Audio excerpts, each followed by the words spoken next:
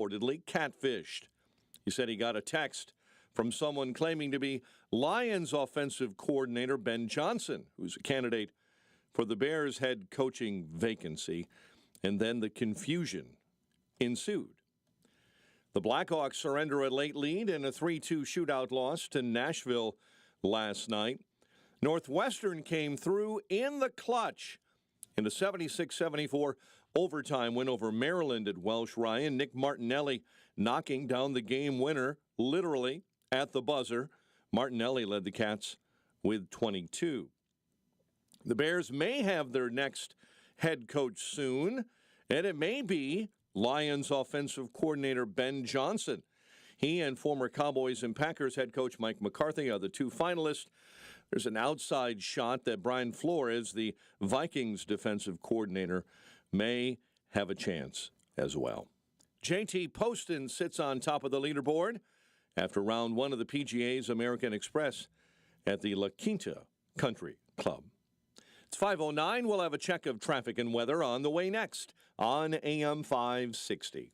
Larry Elder says the cover-up has happened for years. Big, long article in the Wall Street Journal and in the New York Times. You can eliminate the Wall Street Journal, but you can't eliminate the New York Times if you're on the left. All saying the same thing. From day one, his staffers covered up for him. As we were told, anybody that raises questions about Biden's declining mental abilities is engaging in right-wing conspiracy theories. The Larry Elder Show, weeknights at 8, right before Sean Hannity at 10 on AM 560. The Answer. Need life insurance but have diabetes, high blood pressure, or on anxiety meds? If you're a 50-year-old male, even porky, or with type 2 diabetes, $1 million of life insurance may only cost you about $200 a month. For affordable term life insurance, call Term Provider and speak with Big Lou at 800-444-2013. 800-444-2013 or visit biglou.com. Remember, Big Lou's like you. He's on meds too. 800-444-2013. Well, it was during a 10, 12-inch snowstorm, and we probably shouldn't have been delivering, but we were delivering. Ben and Arvid Huth, brothers and owners of Penny Mustard Furnishings. And they get to the end of the driveway, and it's a long driveway, like a quarter-mile long, and it has been plowed. And the UPS guy was stuck halfway between them and the house. You can't see the house from the road. They can't pass this UPS guy with their truck. They're going to get stuck. So, and what would have 99 out of 100 people done? And skip that delivery and call the customer and say, I can't deliver. Yeah. Not these guys. Yeah. So what they did was they carried that table a quarter mile to the house, delivered it through 10 inches of snow, and then carried the old table, customer's old table, a quarter mile back to the truck. That is just doing whatever it takes to get it done. Yep. As much as that's customer service, because the customer was happy that we got done. That's just service to us. That's service to all the other employees that we just got the extra work done. Yep. See more at pennymustard.com. Hi, this is Carl Amari. I'm Lisa Wolf. Join us every Saturday night beginning at 8 p.m. for all things entertainment on Hollywood 360. If you love classic radio shows, The Shadow, Jack Benny, The Lone Ranger, Dragnet, Gunsmoke, and many more, we have them for you on Hollywood 360. We'll also present trivia contests with prizes, showbiz news, celebrity interviews, games, and movie reviews. So don't miss Hollywood 360 every Saturday night beginning at 8 p.m. on AM 560, The Answer. 5:12. Let's get an update on the early morning roads. Team Hochberg Traffic Center time. I-57. What's the problem down here, folks? Vehicle fire on the exit ramp northbound. It's the off-ramp to US 30. And you also have an accident on the left-hand shoulder inbound at Halstead, and that car is facing the wrong way. I-57 starting out on the wrong foot this morning. Chicago's Morning Answer with Dan and Amy starts next. Your official Chicagoland weather forecast. Let's get the very latest with AccuWeather's Steve Williams. Today, partly sunny, windy, the high at 42. A bit of rain and snow at times this evening. Little to no accumulation. Low tonight at 21. Clouds and sun, flurries, breezy, and a colder day tomorrow, the high 27. I'm Steve Williams on AM 560, The Answer. Weather is service of Rapid Radio's walkie-talkies offering national LTE coverage and no subscription ever. Go to rapidradios.com. You'll get an extra 60% off and free UPS shipping. Add code radio, get an extra 5% off. 28 at O'Hare, 28 at Midway, 23 in Aurora. Your next news update, 5:30, Chicago's Morning Answer, continues next on AM 560, The Answer.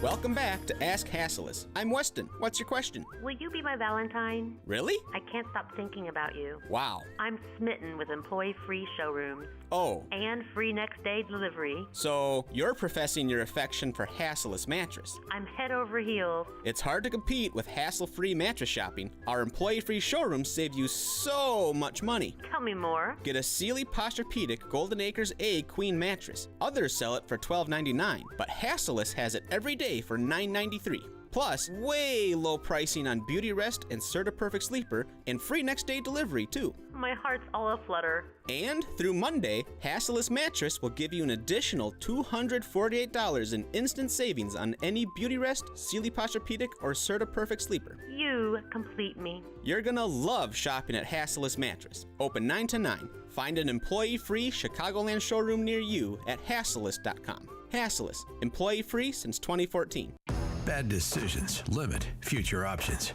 Make enough bad decisions and you'll destroy your life. Listen to The Flot Line with Rick Hughes this Sunday morning at 7. The Flot Line describes a main line of resistance in your soul built on God's Word. Listen this Sunday for inspiration, motivation, education, all without manipulation. That's The Flot Line with Rick Hughes this Sunday morning at 7 on AM 560. The Answer. Hello, Patriots. It's time to celebrate McHenry County. Join We the People of McHenry County on Monday, January 20th for an evening celebration of the inauguration of number 47, President Donald Trump. This is a great opportunity to have fun and celebrate with your McHenry County friends and neighbors. The special guest host will be Gene Ives, host of the radio show The Real Story on AM 560 and founder of Breakthrough Ideas. People will gather at Galati's Hideaway Restaurant in Cary, Illinois. Tickets will only be sold in advance for $30 per person. Dinner is included and a cash bar is available. Don't wait. Seating is limited. Tickets will sell out quickly. Celebrate, connect, and stand with We the People of McHenry County for a brighter future. McHenry County and the state of Illinois are worth fighting for. Galati's Hideaway Restaurant in Cary, Illinois. Doors open at 6 p.m. Tickets on sale now and only sold in advance at 2025win.net. That's 2025win.net. Sponsored by the Algonquin Township Republican Party. Balance of Nature's fruits and veggies supplements. Changing the world one life at a time. I'm 76. I had been retired for about 10 years, and at 68, I decided to go back to work. Our company had a contest, and it was a walking, steps. I ended up, by the time it's the end of the 6 weeks, I was doing like 17,000 steps a day. So after the contest, I came in third. I kept hearing about Balance of Nature, and I thought, you know what, I'm going to give it a try. So I did. Start your journey with Balance of Nature supplements today. Call 1-800-246-8751 or go to balanceofnature.com and sign up as a new preferred customer to get 35% off your first preferred set. Don't wait. Now's the time to take action. Go to balanceofnature.com or call 1-800-246-8751 and get this special offer by using discount code CHICAGO.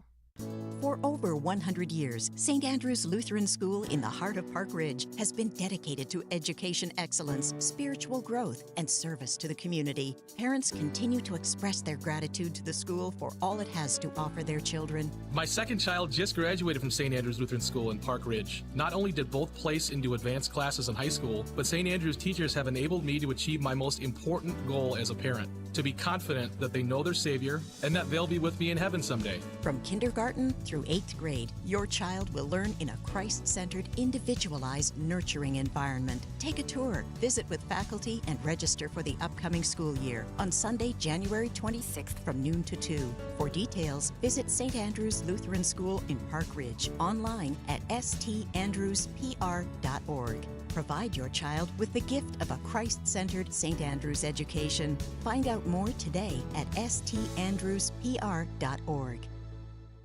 As a local business owner, you get called every week by marketing companies. We get it. We have hundreds of satisfied customers. Here's what a satisfied client recently said.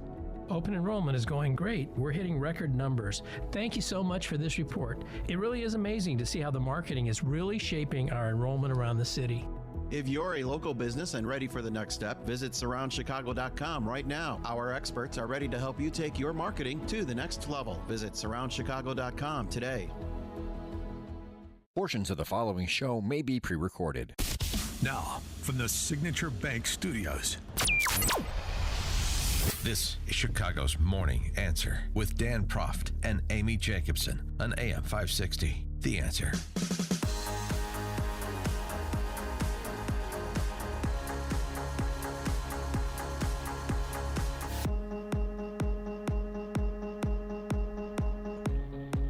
Top of the morning, Dan and Amy.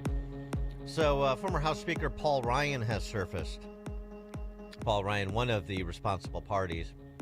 Trump bears some responsibility as well for failing to get done as much as could have been done in his first term, in his first year of his first term, on border security, including border wall funding. Didn't have the focus that was required. And Paul Ryan, frankly, was an impediment to the Trump policy agenda, including border security in that term. And since, of course, since he was deposed as Speaker and then left politics to sit on the board of Fox News, he's been openly critical of Trump and basically a never-Trumper. So it was interesting to see him resurface yesterday on CNBC. And good for Joe Kernan for pushing back on Paul Ryan's banal niceties. So now you're calling for unity. I am calling for unity. Well, that's nice. Yeah. Would have been nice before the election. He won. Look, he won. And the other thing I thought was funny that you said was when you said, hey, look, I want Trump to succeed. You know who that sounds like? It sounds like a Democrat. It sounds like a Democrat saying, Well, you know I hope what? the Democrats sound like that. Well, of course you want Trump to succeed. You're a Republican. Here, look, I'm a conservative Republican. I'm a free market, limited No, government. but you know what I'm saying? That's who I hear Yeah, but my saying brand of things. conservatism doesn't always overlap with Trump populism. I understand, but it was binary. But you know we argued about that. I know we It was argued. On and off the binary camera. all along. It was always binary. And a vote not for Trump was a vote for Kamala Harris. Can you Here's the point. imagine? I know Can you want to get back imagine? at this. Huh? Here's the point. A lot of this agenda, my kind of conservatism, Trump populism, it overlaps. Okay. We disagree on trade and things like that. I'm not with trade fights on China, but I'm not a big fan of all the tariffs on our allies. But the point is, all this other stuff, the tax policy, the border policy, the deregulatory policy, very good for America, very good for the economy. Don't sacrifice the good for the It only perfect. gets done Don't if sacrifice Republicans the stay good for the unified. perfect. And I think it's important that Republicans stay unified. Okay. Mm-hmm. It's interesting how he describes his overlap with the Trump policy agenda in a couple of respects. Number one, Paul Ryan, this radical free market guy, voted for the auto company bailout when he was a member of Congress. Just give you one example of Paul Ryan preaching limited government and practicing big government. And secondly, his descriptions of Trump, I mean, in cycle, don't seem to comport with the idea that there would be any overlap between a free minds and free markets guy like him and a guy like Trump, who in December of 2023, Paul Ryan described thusly on a podcast with DC insiders. How will history regard people like Liz Cheney and Adam Kinzinger and people of their ilk?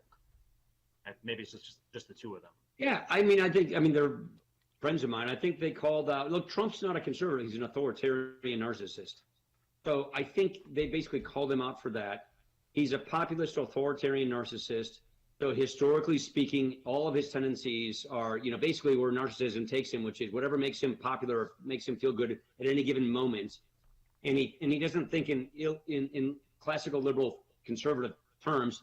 He thinks in an authoritarian way. And he's been able to get a big chunk of the Republican base to follow him because, he's the culture warrior.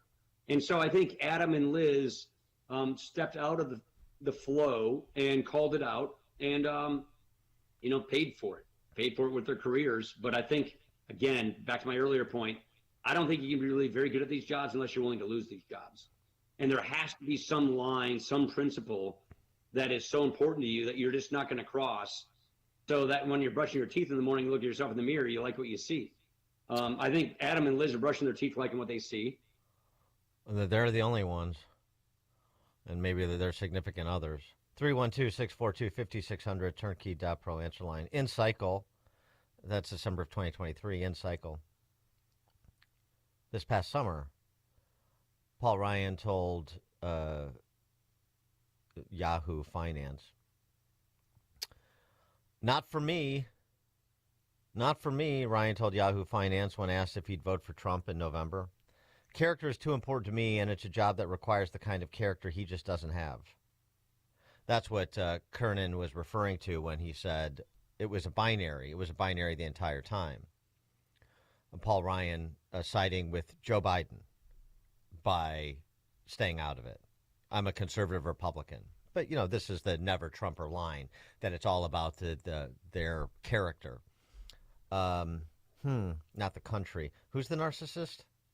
Especially when you then come on CNBC yesterday and talk about how many major policy areas where you are aligned with the Trump policy agenda. Well, you heard Kernan say, essentially don't make the perfect the enemy of the good. Well, especially in comparison. And with respect to the character, you're going to take a pass. A member of Congress, a former member of Congress, former Speaker of the House, you're going to take a pass on this critical moment in our country's history in service of the status quo. It was good Joe Biden, it was Kamala Harris. Of course, Kinzinger and Liz Cheney, his good friends, went all the way over and formally supported Harris. Paul Ryan just did it passively. And just so we're clear, not my words, the words of Mark Penn, former Clinton pollster, Mark Penn. This is him reacting on his on X to Biden's Fare Thee Well speech the other day. Farewell, Biden. The danger that Joe Biden failed to warn us about in his speech was the power of government and its abuse. Abuse when government determines what can and cannot be written on social media. Abuse when government gives jobs and money to political friends instead of those most qualified. Abuse when political opponents are arrested and charged at the urging of the president. Abuse when the laws are not enforced and the border left open for political reasons. Abuse when hundreds of billions of dollars in loans are forgiven for political gain despite court rulings. Abuse when a president says others should pay taxes while pardoning his own son for failing to pay taxes on millions shaken out of shady global interests. Farewell to the almost unprecedented abuse of government power, the core value of the Constitution. That's a pretty good summation of the Biden years. Paul Ryan can't distinguish the two. So he's just going to sit it out and pretend that he occupies some moral high ground. It's interestingly, too, I mentioned I went to this event with former Wisconsin Governor Scott Walker. Oh, yeah. What did he say? Well, he didn't say anything about Paul Ryan, but just thinking about Scott Walker, thinking about Reince Priebus, because these guys were, the up-and-comers together when Scott Walker won the governor's race and Ryan was in the House and Reince Priebus was the state party chairman. They were the up-and-comers 15 years ago in Wisconsin, Republican politics. And Priebus and Walker took one path and Paul Ryan took a very different one. Didn't they? 312-642-5600 is our turnkey.pro answer line. Let's hear from a cheesehead, Mike in Green Bay. Hey, up here, Paul Ryan's pretty much persona non grata. I'd never hear anybody even mention him anymore. But yeah, I did have kind of a soft spot for the guy because he did come from somewhat humble beginnings down in Janesville. He did lose his dad to a heart attack when he was a teenager, so I'm sure that had a pretty profound impact on his life. But you could see where being around the halls of power has impacted Paul Ryan negatively. And whenever I hear him speak, I often hear him say, I'm a Jack Kemp Republican. Well, I'm sure you know pretty well who Jack Kemp was, Dan. Mm-hmm. He was probably a moderate Republican at best. And if he were in office today, he'd probably be a Democrat, certainly a never Trump Republican. So, I mean, if that's the philosophies Paul Ryan's going by, you're not going to conserve anything. And that's one thing. If I were one of these guys that were interviewing him, I'd ask them, if you call yourself a limited government conservative, what exactly have you conserved? Thanks for the call, Mike. Well, it's interesting. Yeah, you bring up Kemp. Kemp was a guy who believed in government. And if you remember, when he was Reagan's HUD secretary, he was installed at HUD to unwind it, to sort of, to do through the back door what you couldn't do through the front door. Instead, it massively expanded under Jack Kemp. Now, of course, he had help with members of Congress doing that too, and just the whole swamp play when it comes to government agencies on both parties, and Kemp is a good example of that. So yeah, I mean, you're right about that. It's something I've said before, and frankly, it's a debate people didn't want to have. I got chastised. I got my hand slapped during the campaign, and I didn't. Fine, we'll have it after the campaign. But this idea that either government is a force for good or government is a necessary evil that needs to be restrained. You believe that government can proactively do all sorts of things, or you believe government should be restrained to very limited roles in protection of its constituents so that they may live and interact freely. Very different philosophies. And I had a soft spot for Paul Ryan for a long time as well. And we had him on the show many times when he was in the House and Mitt Romney's running mate. Yeah, and during his time as Speaker as well. Because, I mean, he did try to force the debate on reimagining and restructuring our unsustainable and welfare state entitlement programs. He did push that. He wasn't the best salesman on getting that debate going. He's sort of a bland guy, but he's a smart guy. And he did put forward a substantive plan, and he tried to, do something that most of the other members of Congress or people in politics don't want to do, which is take a risk on something big, because we know we can't keep, expanding benefits and underfunding them, which is what we do with the welfare state. That was one of the reasons I liked him. I thought he was a thoughtful guy. He was willing to take some political risks. He, generally speaking, with some exceptions, like I mentioned, voting for the auto company bailout was a conservative vote, was a Reagan conservative vote. But I think Mike from Green Bay hit it, and you see this happen over and over again. And I think to some extent it happened with Kinzinger as well. Potomac fever. The Lord Acton, power corrupts and absolute power corrupts absolutely. They never had absolute power, but they had enough power and were wooed often enough by all of the barbarians inside the gate in D.C., the lobbyists and the D.C. press corps. And don't tell me it can't impact people. We see it on a smaller scale in Springfield all the time. You'd be surprised how cheaply souls get sold in the halls of power. Jim in LaGrange. Hey, good morning, Dan, Amy. Was that an interview with Paul Ryan or Mark Zuckerberg? I was a little confused there for a second. But you hit it right on the head. It's how the winds shift. They bend the knee to power and money. It's so simple. Dan, it's always follow the money, right? And this is a classic case of it. So he'll get a gig somewhere and, for bashing Trump a little bit and now trying to come back on board. And that's just the way politics go. Thanks. Have a great day. Thanks, Jim. Marvin, another cheesehead, Burlington, Wisconsin. Yeah, good morning. I always had a suspicion of Reince Priebus. I know you mentioned him with Walker, and I always wanted to know what Walker was, if he ever was asked a direct question about Ryan and his sort of sabotaging of the border wall and the first 2 years of the Trump administration. He seemed to constantly drag his feet every time he had to make a decision that was in favor of Trump or push legislation. He went the other way. He found an excuse to not go along with the America First agenda, and it was very frustrating to us down here. And I live in his district, his old district, and for many years we knew that what he was, but we always had suspicions of Rance Priebus. Thanks for the call, Marvin. All right, coming up at 5:38, there is a unbelievable scandal unfolding in Worcester, Massachusetts, and we'll tell you about it at 5:38. But now let's head into the newsroom. Here's Mike. 5:33, 27 degrees, windy conditions this morning. And firefighters are still working to control two massive blazes burning in the L.A. area. Crews made more progress in Los Angeles on the Eaton and Palisades fires. Los Angeles County Sheriff's Department Captain Andrew Cruz. I am pleased to report that no new evacuations have been carried out following yesterday's red flag warning. Meantime, a massive fire at one of the world's largest battery storage plants triggered evacuations near Monterey Bay, California, last night. A hostage release deal has been officially reached between Israel and Hamas. Early this morning, Israeli Prime Minister Benjamin Netanyahu released a statement saying both parties have agreed finally to the hostage release and ceasefire deal.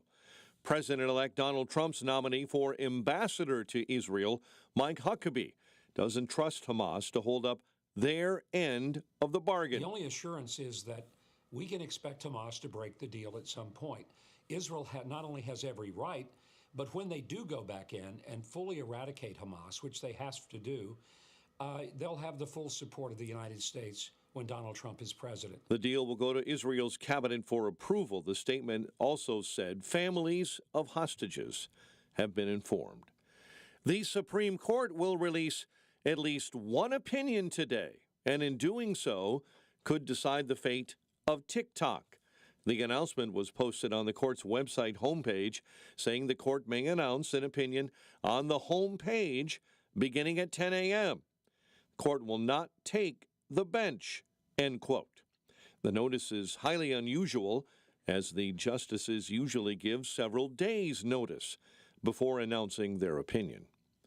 The Illinois National Guard is set to deploy around 140 members to Washington, D.C., all ahead of President-elect Donald Trump's second inauguration on Monday. A Cook County judge is being reassigned for putting a man on GPS monitoring who eventually stabbed his estranged wife to death. The judge, Thomas Nowinski, has been transferred by Cook County Chief Judge Timothy Evans from Domestic Violence Division Court to hear misdemeanor and traffic cases. Michael Madigan's corruption trial is one step closer to finishing.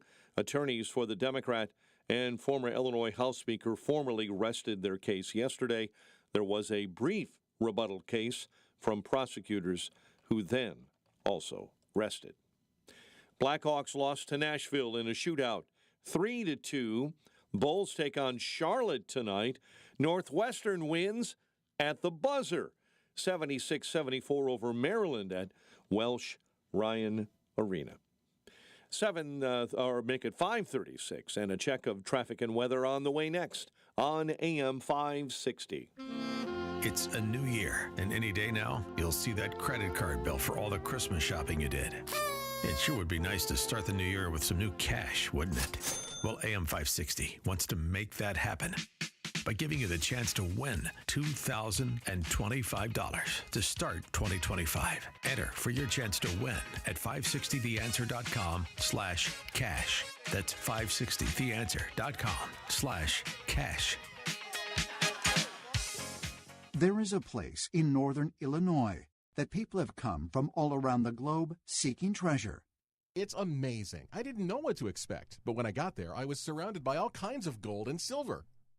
An actual place where you're surrounded by treasure? I've known that gold and silver were a good investment, but I really didn't want to buy it through the mail. At Fox Valley Coins, I basically walked in, picked out what I wanted, paid cash, and walked out with gold and silver. Walk in with paper and walk out with actual gold and silver bars. For decades, Fox Valley Coins has traded paper dollars for actual gold and silver. They buy and sell. The treasure map is available at foxvalleycoins.com. They are on Route 59 1 light north of I-88 in Naperville, Illinois. Again, for info and the map, seek foxvalleycoins.com. My name is Dr. Joe Mealy. I've been a dentist for 56 years, and I'm a certified nutritional consultant. I started taking Balance of Nature 15 years ago. I think most people think when they eat fruits and vegetables, this is their idea of fruits and vegetables. I had an apple today. I had a pear today. I had a banana. That's their fruits and vegetables. They don't understand that each one of those fruits and vegetables has different nutrients than the others. Balance of Nature has made a significant difference in my life, in my wife's life. I feel we're on this earth to help each other, and if other people can benefit from my experience, I think that would be one of the best ways I could justify still being here at 81. Go to balanceofnature.com and get 35% off your first preferred set with free shipping as a new preferred customer by using discount code CHICAGO. Wesley Financial Group is not a law firm. If you own a timeshare, don't miss this public service announcement from Chuck McDowell, founder of Wesley Financial Group. If you receive an unsolicited phone call or mail piece to discuss selling, renting, or especially canceling your timeshare, don't fall for it. If you really want out of your timeshare, hang the phone up immediately or throw that mail piece in the trash and contact your timeshare resort or Wesley Financial Group for assistance with your timeshare. As the only Inc. 500 timeshare cancellation company, our knowledge, experience, and results has made Wesley a trusted resource for over 40,000 families we've helped get out of their timeshare. Give us a call, and I'll send you our timeshare exit information kit free with the straight facts about your timeshare and all of your options for cancellation. Call for your free info kit, 800-839-8484. 800-839-8484. 800-839-8484. Hair Volume is the best-selling hair tablet in the world and one of many award-winning natural hair products from New Nordic. Purchase at newnordicusa.com or CVS. 540 Team Hochberg Traffic Center time. Eden's accident on the inbound side, right at Lincoln this morning. I-57, you've got an accident inbound at Halstead. By the way, those cars are facing the wrong way and being shoved off onto the left shoulder. Chicago's Morning Answer with Dan and Amy continues next. Now, your official Chicagoland weather forecast. Partly sunny and windy, a high of 42. Snow and rain overnight, low of 21. Clouds and sun with a couple of flurries, high 27. And just a warning about Sunday and Monday, high of 10 on Sunday. Sunday night, 2 below, only a high of 7 on Monday. It's 27 right now at O'Hare. Your next news update is at 6. Chicago's Morning Answer continues next on AM 560, The Answer. Now, from the Signature Bank Studios. Only the biggest stories, only the biggest guests, and only the biggest opinions. This is AM 560, The Answer.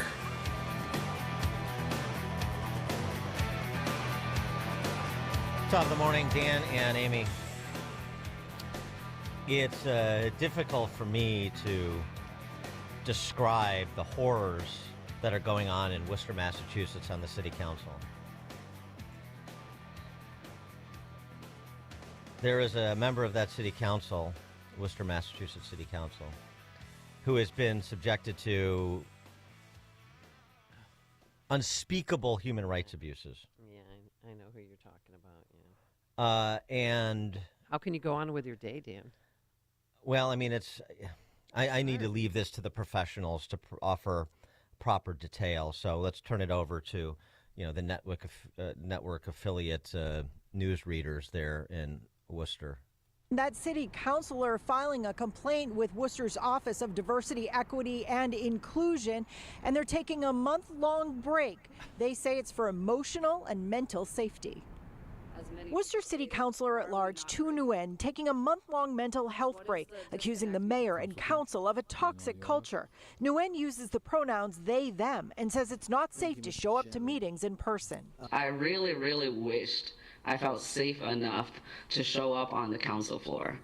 but I don't. Last night, when talking about remote participation, Nguyen accused the mayor and another counselor, Kathleen Toomey, of using the wrong pronouns. Nguyen also says Counselor Candy Merrow Carlson repeatedly called them it. I have faced transphobia with being misgendered and recently learned that I have been dehumanized to a point where I'm being referred to as it by my colleagues on this council. Counselor Toomey says early on when the counselor was elected, I did make an honest error in addressing the counselor and may have done so a few times, for which I apologized. There has never been any intentional or consistent misgendering. I have been mindful to address the counselor respectfully in the manner in which they identify over the past 3 years. I have spoken with city staff who've confirmed that Councilor Nguyen was referred to as an it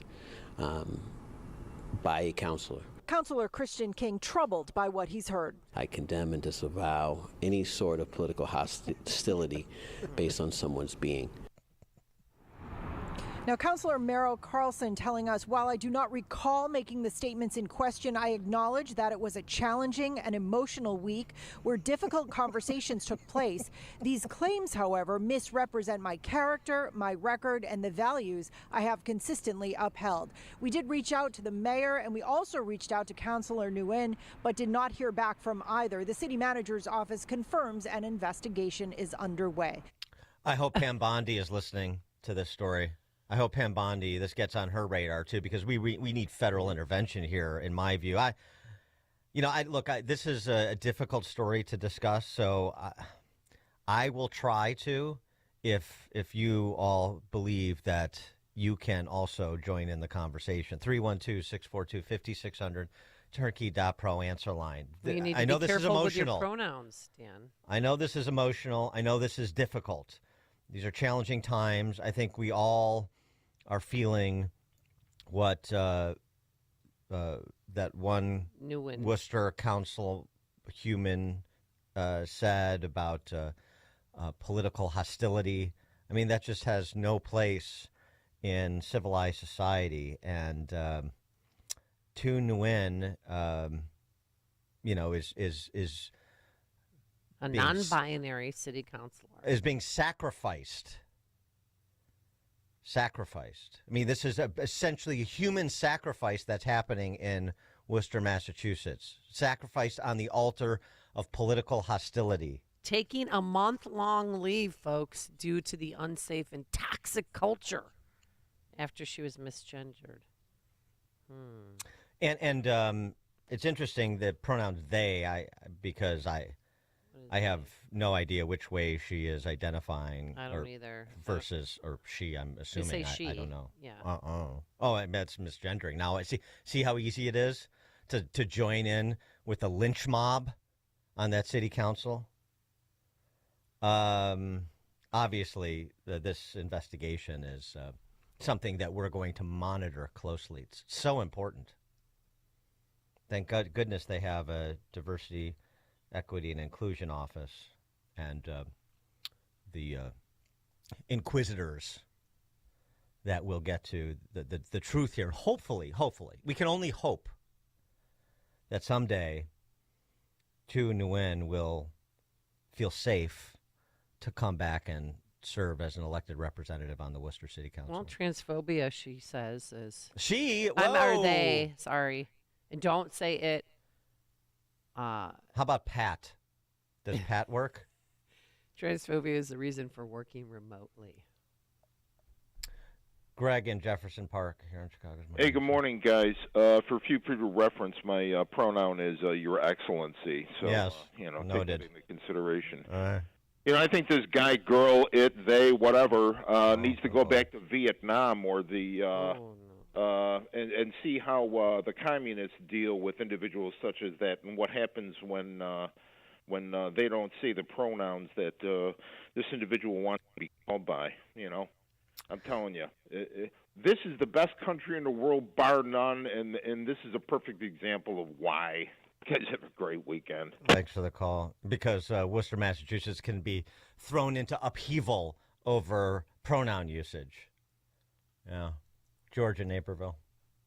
Yeah, Dan, are they not going to be able to show episodes of the Addams Family in that area? Because it might trigger the individual. There was a character named It. Fair, yeah, that's true. Thanks, George. Related story. What could be related to that? Well, newly minted Congresshuman Tim McBride. Oh, yeah. I think he goes by Sarah from Delaware. Yeah. Ex-girlfriend, boyfriend of Hunter. Do I have that right? I don't know. Probably. I mean, one of his, They all know each other in Delaware. One of his coke-infused, benders. Who knows, right? Anyway, Sarah, don't call me Tim McBride, the Congresshuman.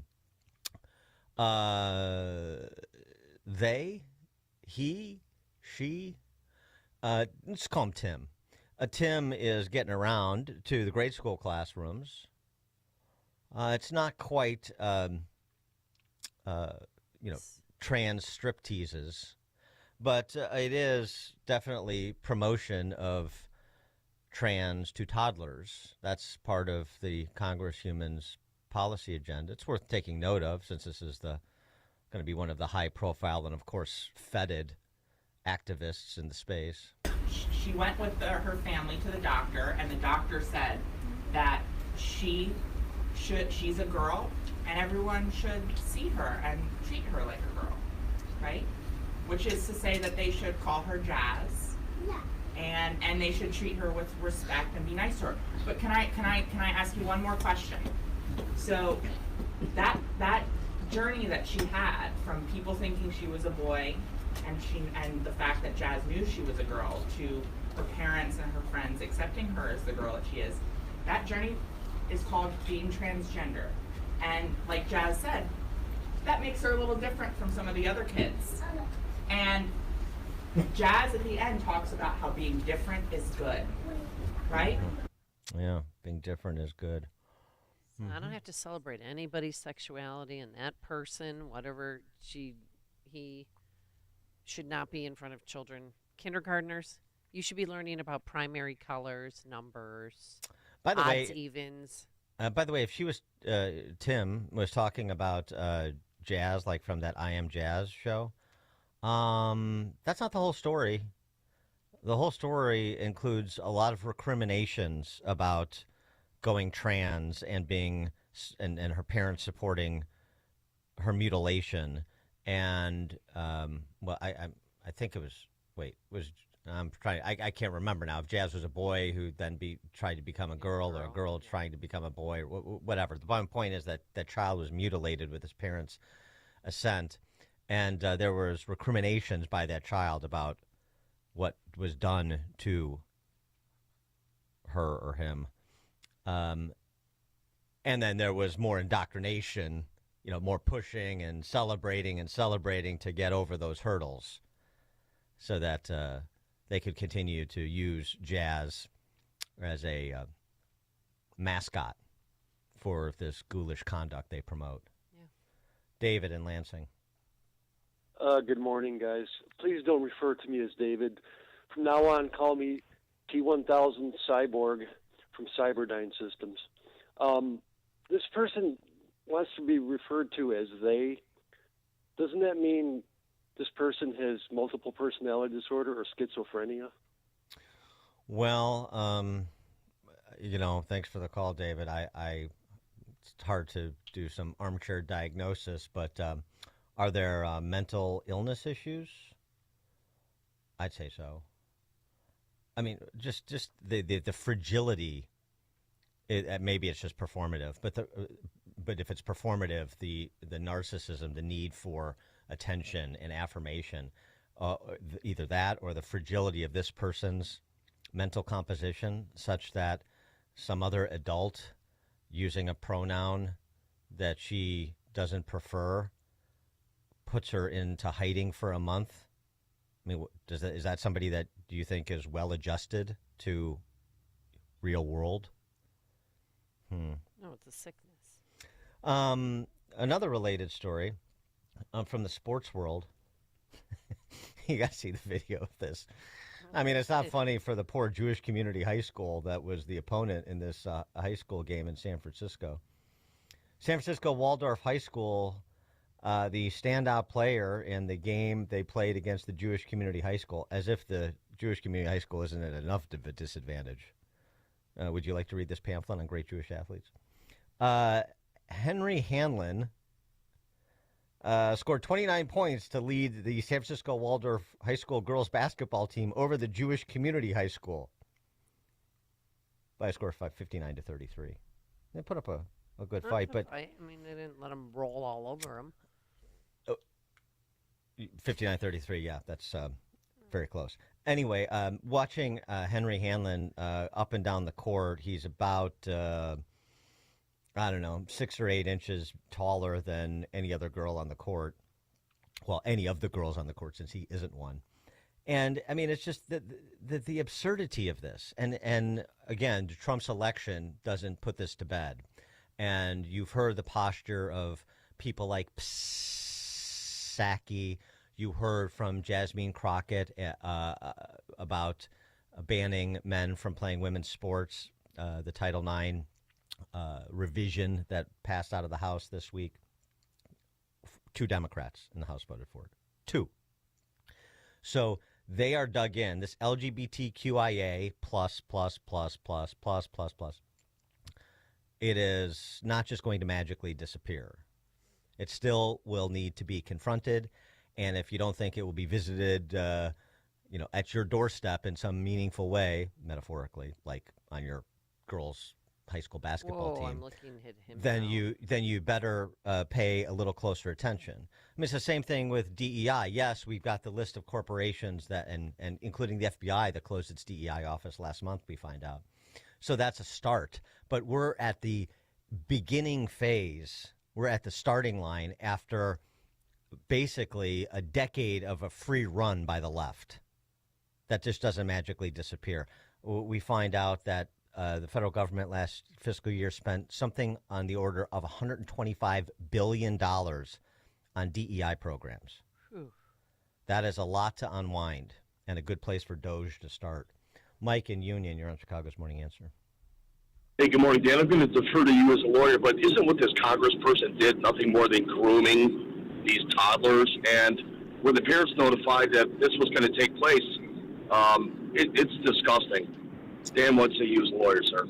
I don't even know if they were notified. Who said they were notified? I'm sure they probably said, our congressman is coming to visit. There are betters. There are heroes. No, I mean, I think this is grooming. I think that's the point. And Tim McBride is an activist. Yeah. These are people whose entire identity is wrapped up in their sexual identity. So that is not going to be dismissed without all sorts of histrionics, like you're saying in Worcester, Massachusetts. So we're going to find out who's stout of heart. And then the sniveling former other city council members, the one guy rallies to the defense of this trans person, and the others, if I having to explain themselves, go pound sand. I am not going to walk on eggshells on the city council or in my life worrying about everybody's delicate sensibilities. Look, I'm not going to be purposely disrespectful, but I'm not going to be stuck up, excoriated, shamed for these imaginary identitarian offenses. Who says that? Well, nobody in Worcester, Massachusetts, clearly. Dan and Amy, Chicago's Morning Answer. Before you see it on TV, share it on Facebook, or read about it in the paper. Hear it here first. This is Chicago's Morning Answer on AM 560. The Answer. A great smile can make you feel happy and confident. So when you consciously conserve your teeth, that glowing smile will show through. At Best Dental Group, doctors Economos, Gave Alice, and their staff are ready to help you create that perfect look or maintain the one you have now. Along with general dentistry, Best Dental Group is a multidiscipline practice with an orthodontist, periodontist, and prosthetic specialists on site. They use the newest breakthroughs in dental technology such as titanium implants, Invisalign clear braces, and laser treatments. Don't let fear get in the way. They can recommend sedation to make your experience as comfortable as possible. Best Dental Group is located in historic downtown Bartlett and is a multilingual office. Call 630-830-4930, 630-830-4930, or visit bestdental.org. Best Dental Group, sharing your conservative values and helping you to conserve your teeth. This is Sean Thompson. When you go on vacation, does it make sense to have somebody else pack for you? Of course not. The same can be said for your retirement. Your 401k could be packed with things you don't know about or even need. If you're close to retirement, but you don't have a plan customized to your goals, it's like kind of taking a 30-year vacation with no idea what's in the suitcase. Sounds like a stressful way to begin what should be a relaxing time. Tom Fortino at Alpha Wealth Group can help you unpack your savings and build a plan to reduce future taxes, address Social Security and health care, and a whole lot more, all with a clear, defined income strategy. Call the Alpha Wealth Group at 630-934-1855. Ask for the complimentary retirement plan. That's 630-934-1855 or online at alphawealthgroup.com. And listen to the Alpha Wealth Hour Saturday mornings at 9 a.m. right here on AM 560. Advisory services through Retirement Wealth Advisors, LLC, and SEC Registered Investment Advisor. Insurance and annuities offered through Alpha Wealth Group, licensed in Illinois. AM 560, The Answer.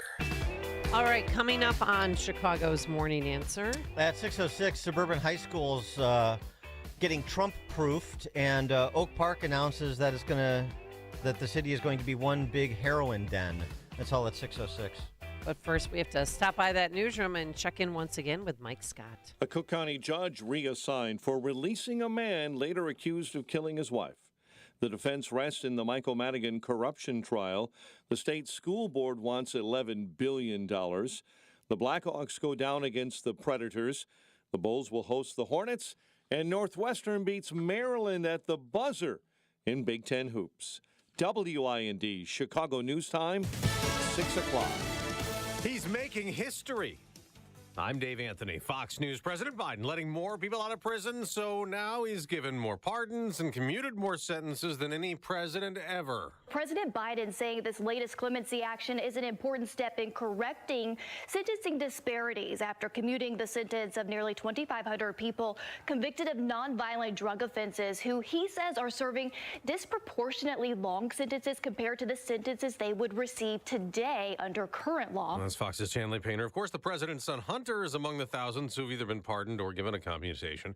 The president also going to give TikTok a reprieve, not planning to enforce a ban that could go into effect by law Sunday, since the social media app, considered a national security threat, does not cut ties to its Chinese parent company. President-elect Trump has suggested he might give TikTok an extension to work out a deal. Democratic Senator Ed Markey supports that, warning of serious consequences for 170 million users, for 7 million businesses in our country that rely upon the platform. Now, the Supreme Court could rule this morning on TikTok's attempt to put that ban on hold. Israel's security cabinet's meeting, considering that ceasefire agreement for Gaza negotiated with Hamas that would include the release of 33 hostages. But the Trump nominee to be ambassador to Israel, Mike Huckabee, is wary, telling Fox. You don't make peace with people like that. Hamas is not a government. It's criminals, it's terrorists, it's thugs, they're savages. And anything they say is not trustworthy. Another Trump nominee goes to the Senate today for a confirmation hearing. Kristi Noem, who's up for Homeland Security Secretary, the day after hearings for 4 others, including Treasury Secretary nominee Scott Bessent. Wall Street can continue to do well, maybe not as well, and it's time to have a Main Street small business-led recovery. It's up to 27 deaths now in the Los Angeles wildfire disaster, with thousands of homes and buildings burned. America's listening to Fox News. 27 degrees at 6:02 on AM 560. The Answer. Good morning. I'm Mike Scott. The Illinois National Guard is set to deploy around 140 members to Washington, D.C., ahead of President-elect Donald Trump's second inauguration on Monday. New video released by a Chicago police watchdog agency shows an off-duty Chicago police detective trying to save the life of a woman being stabbed. The video from COPA shows the detective using his service revolver and firing at a man who investigators confirmed stabbed his estranged wife to death in November. The footage shows the officer firing at Konstantin Beldy as he runs into a van parked in front of a home in Portage Park. The CPD detective had witnessed Beldy stabbed his estranged wife. Husband fled the scene.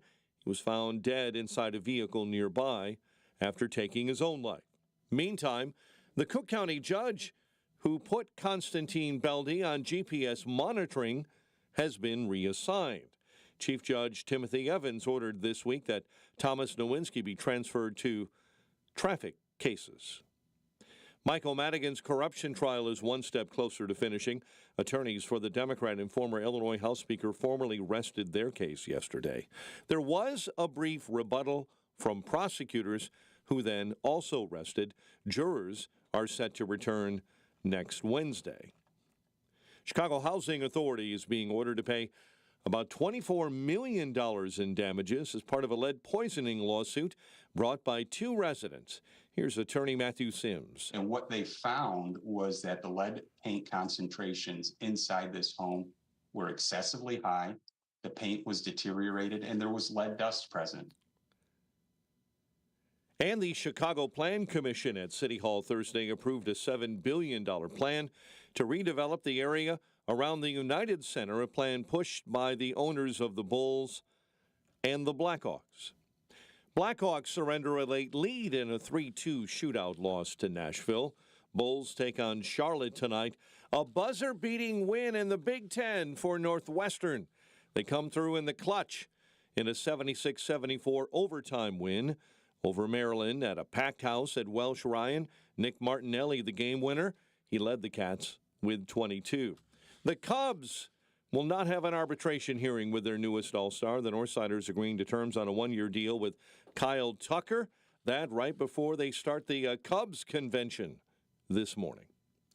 The news service of Balance of Nature, fruits and veggies in a capsule. Save 35% off your first preferred order with promo code Chicago. Hurry. Offer ends soon. A check of traffic and weather on the way next on AM 560. We've started a new year. There's a buzz in the air. With the new incoming administration, what expectations do you have? Will we see a turnaround in the economy? Will inflation come down? And is there a way to stop the chaos on our southern border? Yeah, 2025 comes with some big expectations. And we're here to keep track of the goals. Here's to a great new year together. AM 560, The Answer.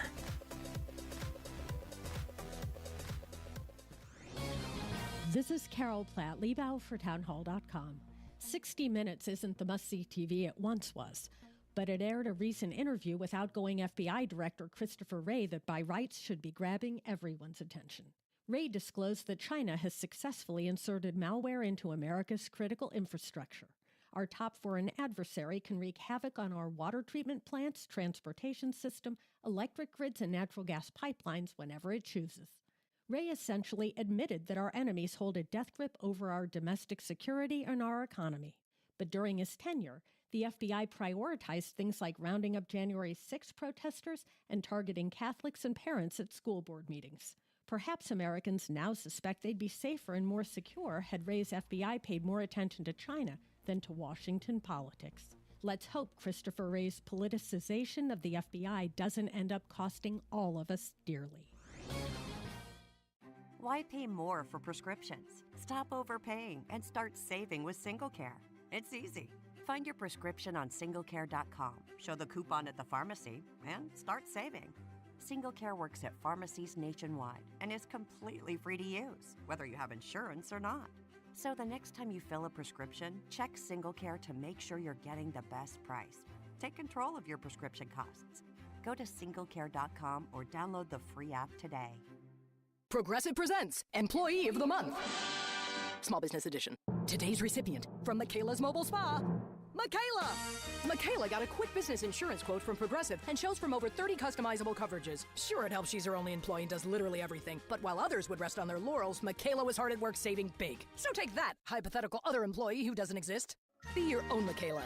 See if you could save in as little as 7 minutes at ProgressiveCommercial.com. Progressive Casualty Insurance Company and Affiliates. Coverage is not available in all states or for all vehicles and coverage selections.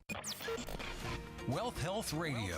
The biggest fears that people have is, do I have enough money to retire? Retirement doesn't have to be complicated. Make sure that you're going through retirement with confidence. Learn principles of income planning. There's a lot of different facets that you need to take into consideration when you're retiring. Tune into Wealth Health Radio with Joe Murphy, noon to 1 p.m. Sundays on AM 560, The Answer. Papa Nicholas Coffee, a Chicagoland tradition for over 5 generations, combines heritage and innovation in every cup. Our coffee is locally roasted, hot air roasted, and cold blended in small batches to ensure premium quality. Whether you prefer a 12-ounce bag or a 28-ounce bag, or even the convenience of K-Cups, you'll find Papa Nicholas Coffee at your local retailer. Taste the difference that 5 generations of expertise brings. Choose Papa Nicholas Coffee, because great coffee is our family tradition. Visit online at papanicholas.com. That's papanicholas.com. 6:08 Team Hochberg Traffic Center time. Let's start on the outbound Kennedy accident at Nagel. Ike inbound on both shoulders. You have an accident now inbound at Ashland. Outbound on the Eisenhower. You have an accident facing the wrong way. Again, that's outbound 290 at Addison. DuSable Lakeshore Drive this morning. An accident. 3 left lanes blocked. It's on the southbound side of LSD between Irving Park and Addison. Chicago's Morning Answer with Dan and Amy continues next. Now, your official Chicagoland weather forecast with Steve Williams. It'll be windy today, partly sunny. The high today 42. A bit of rain and snow at times this evening. Little to no accumulation, otherwise cloudy. Low tonight at 21. Flurries, breezy and cold tomorrow. The high 27. I'm Steve Williams on AM 560. The Answer. 27 at O'Hare. Your next news update is at 6:30. Chicago's Morning Answer continues next on AM 560. The Answer. Now, from the Signature Bank Studios, this is Chicago's Morning Answer with Dan Proft and Amy Jacobson on AM 560. The Answer.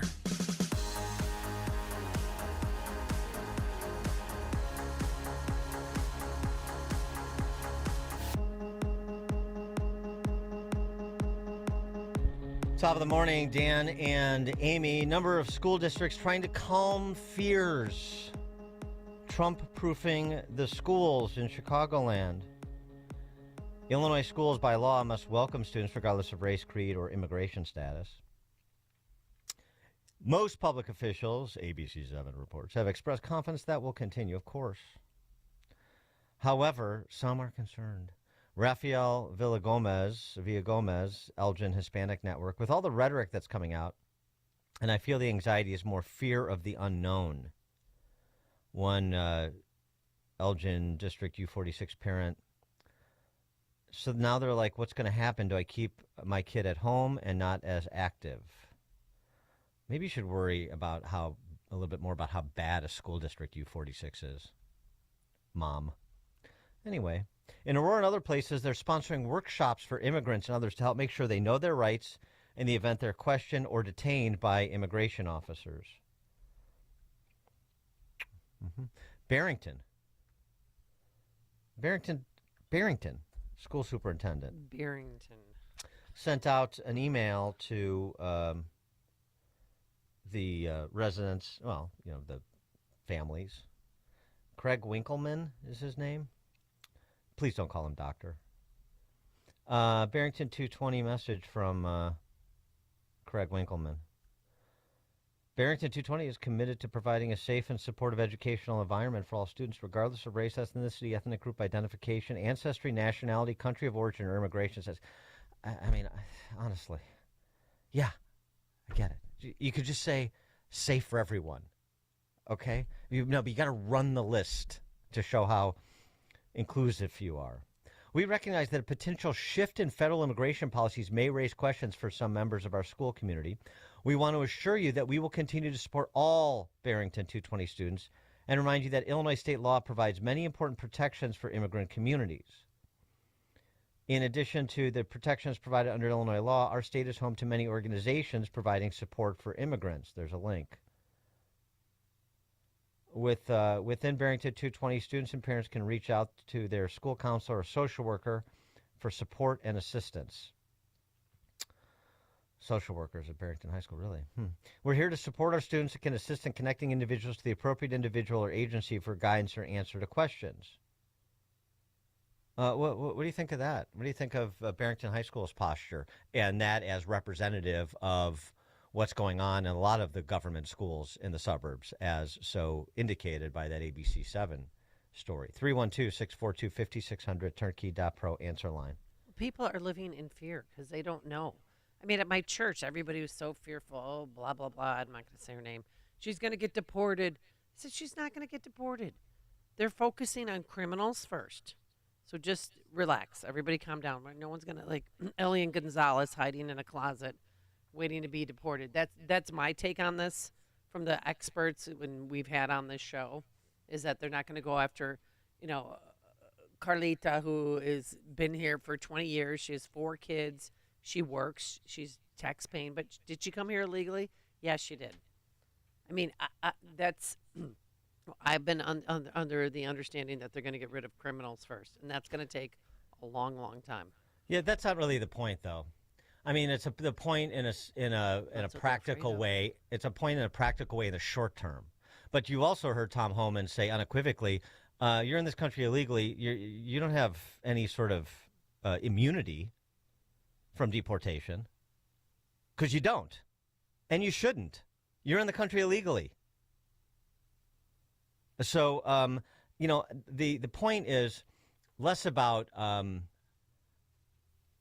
the anxiousness that some people feel about an administration that is serious about enforcing immigration law, and more about what institutions that people in this country legally finance, like government schools, and how they're aligning against the interests of a lot of the people that fund those institutions, aren't they? And by the way, they're funding those institutions and also providing a benefit in varying degrees to people in this country illegally. So it's okay for me to be forced to spend my money to educate somebody in this country illegally, but there's the hue and cry from people who want to middle this issue when it's food cards and free shelter and other benefits. But the education benefit, we can't talk about that. That's inviolate. I'm sorry. Where is the right to American education for people who break into this country? Where can I find that? So, yeah, you're right. There's a rank order priority, and Tom Homan's been clear about it, and there needs to be, and it makes sense. But in terms of, well, it's not going to be in the first year or the first 2 years or maybe in the next 4 years. I don't know. But this idea that that the posture is to assuage the concerns of people in this country illegally, no, I'm sorry. The primary objective here is to respect the people in this country legally who are paying the freight. Isn't it? Or do I have that wrong? 312-642-5600, turnkey.pro answer line. And by the way, Barrington 220, these organizations that they hyperlink to, where they're going to refer out people who are interested in resources that are immigrant. The Arab American Action Network, Beyond Legal Aid, the Cabrini Green Legal Aid, Cambodian Association of America, Catholic Charities, of course. Catholic Charities, I'm so glad I brought them up. Story out of the Vatican. The Vatican City state has enacted stiffer penalties on anyone entering its territory or violating its airspace without permission, threatening offenders with fines and jail time. Even as Pope Francis is lecturing the Western world about not enforcing immigration laws effectively, which is what he's been doing. But Vatican City is dropping the hammer on people entering its territory illegally. So, some Catholic Charities, you want to help me square that circle? Seriously. I'm tired of being compelled to sort of cater to people that don't play by the rules. Forced to cater to people who don't play by the rules, and people who do play by the rules. If you don't cater to them, then you're some sort of ogre. No, I don't think so. I'm all for considerations for different categories of people. And I'm, as I've said on the show, and I take heat for it, I'm a pro-legal immigration guy. I don't want a moratorium on immigration. I don't think it's in the country's interests.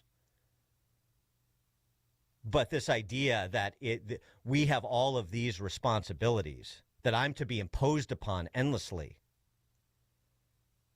the way the media's posture is, and your church's posture is. I don't think so. And my church's posture, I mean, not the actual Catholic churches I go to, but the church itself under Pope Francis and these social service agencies like Catholic Charities. Kevin on the South Side, you're on Chicago's Morning Answer. Hey, Dan, Amy, good morning. Two things on the illegal thing. Like, I passed Tom Homan totally.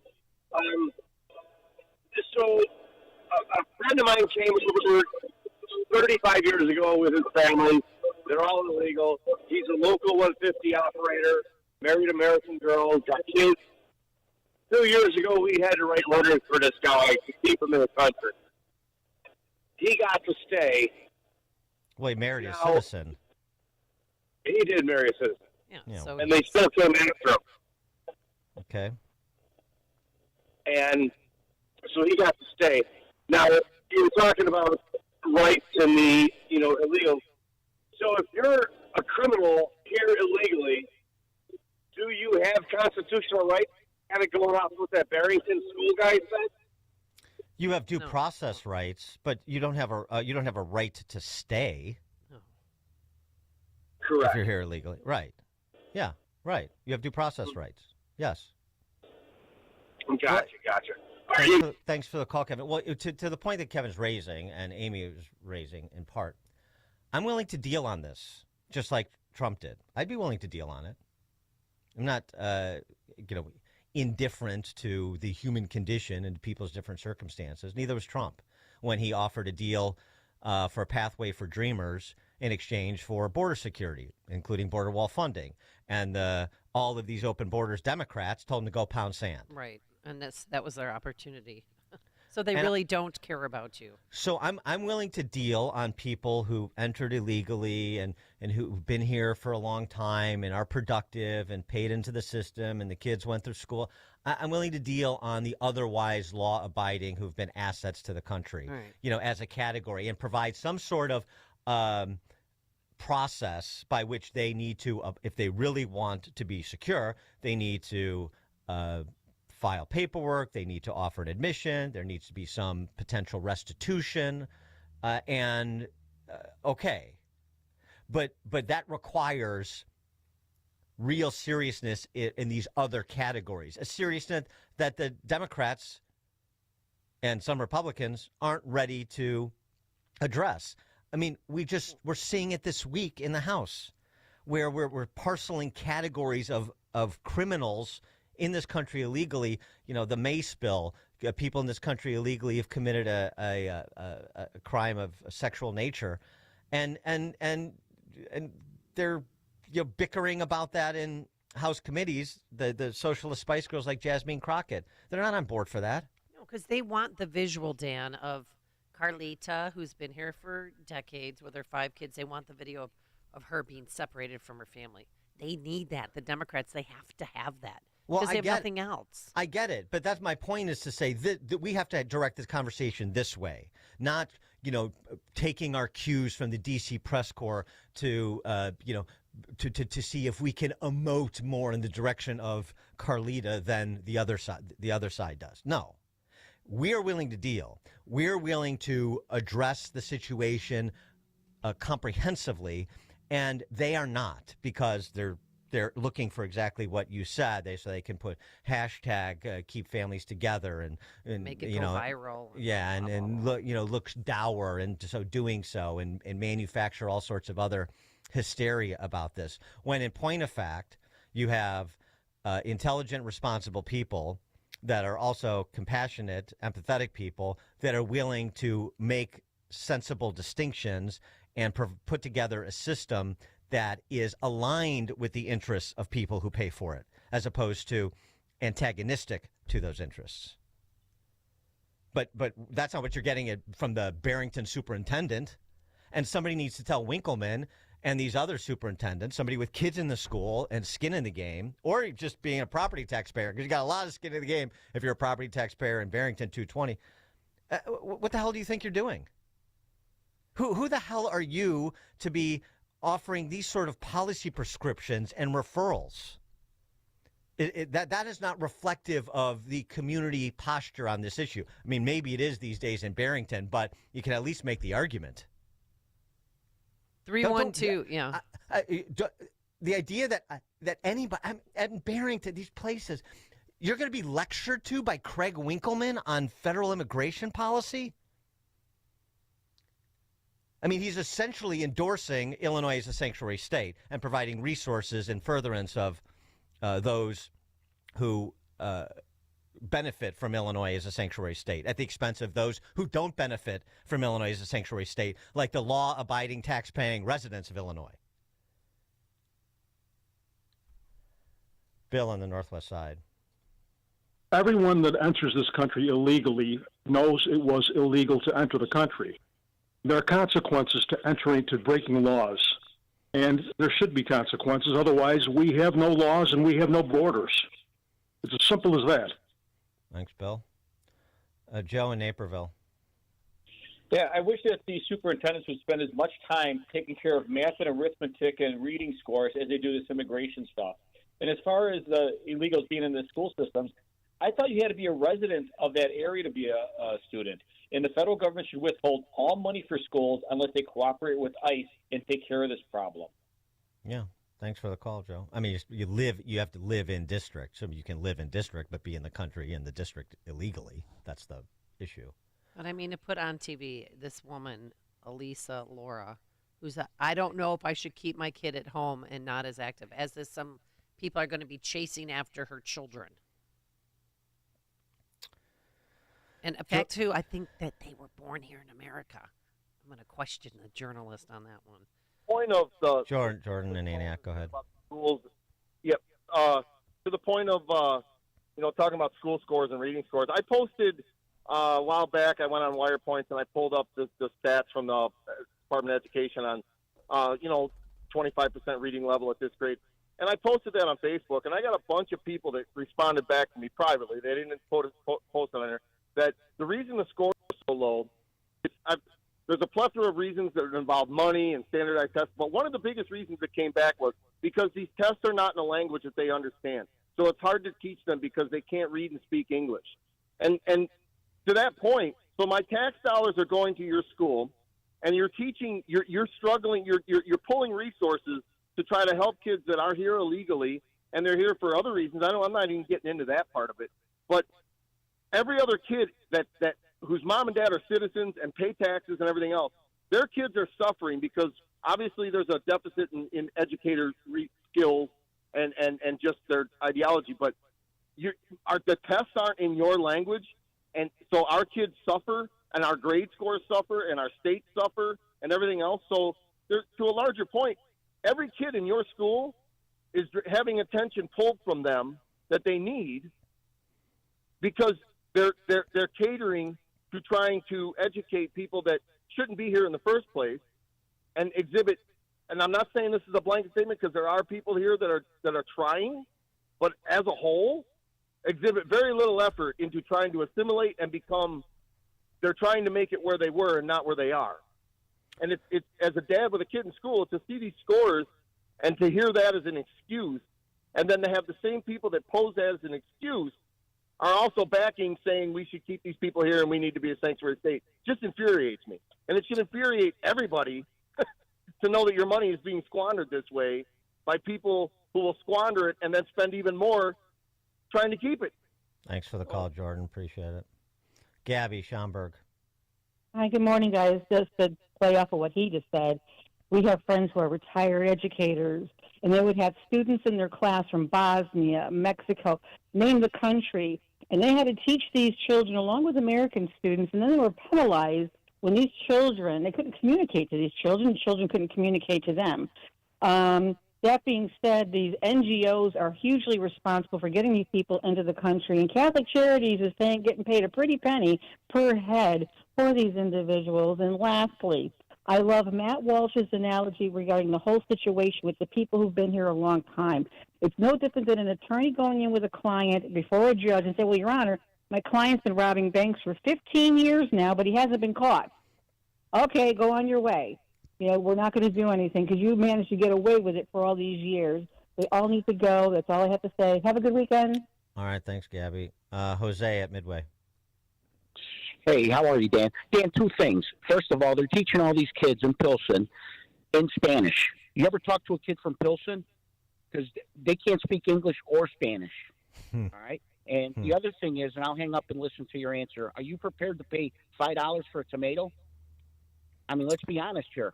Who's going to pick the fields? Well, I mean, thanks for the call, Jose. I've said before, and I've made reference to the Bracero program after World War II. Ran through, it was about a 25-year program starting during World War II. Point is guest worker programs for particular industries if there's a demonstrable need. That's what I'm saying. I'm open-minded to that.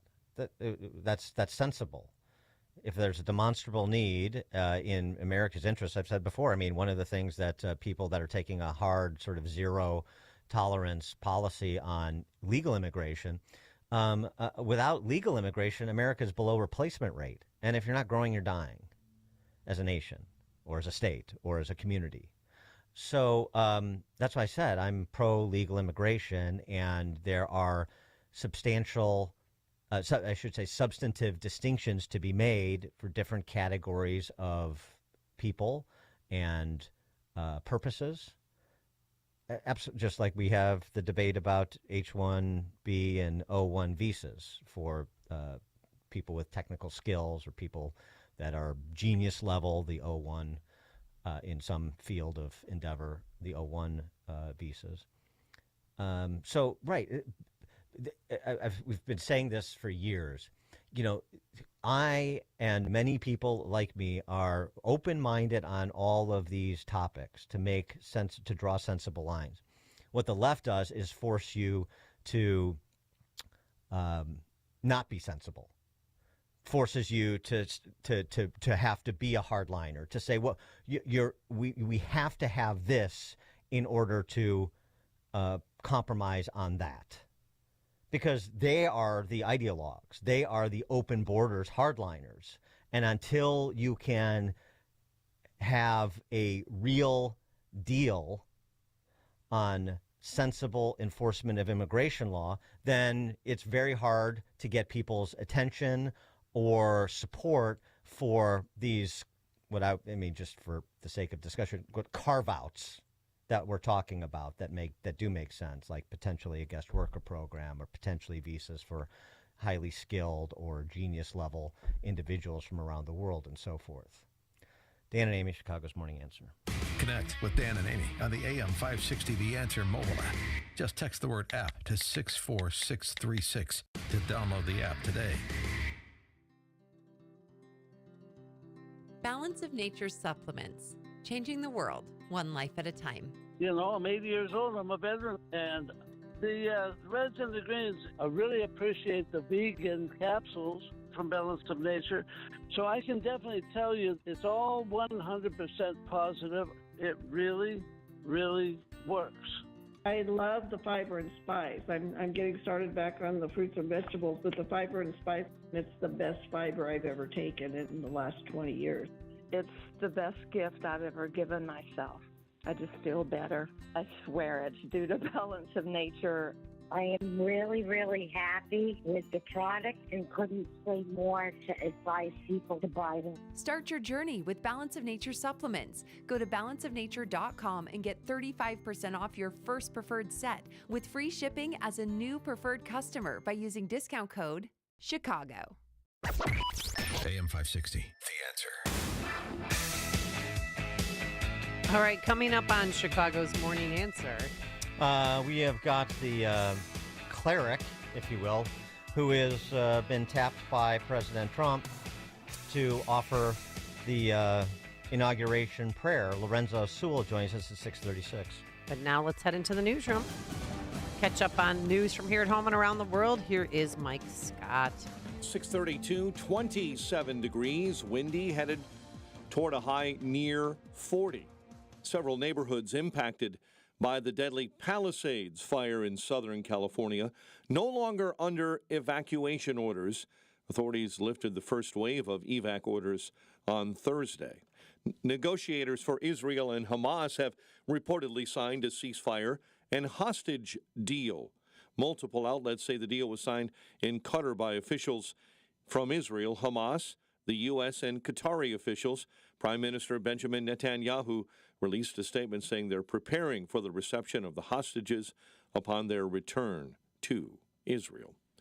The Supreme Court may weigh in later today on the upcoming TikTok ban. An announcement on the Supreme Court's website saying yesterday the court may announce opinions on the homepage beginning at 10 a.m. Eastern Time. The social media app is set to be banned in the U.S. on Sunday. Legendary baseball broadcaster Bob Uecker is dead at the age of 90. His death confirmed by the Milwaukee Brewers. Vaughn into the windup in his first offering. Just a bit outside. He tried the corner and missed. Uecker called Brewers games for 54 years. That, not a Major League game. That was from one of his more famous movies, Major League. But Uecker did play in baseball from 1962 to 1967 with the Braves, the Cardinals, the Phillies, and the Atlanta Braves as well, winning a World Series with the Cardinals in 1964.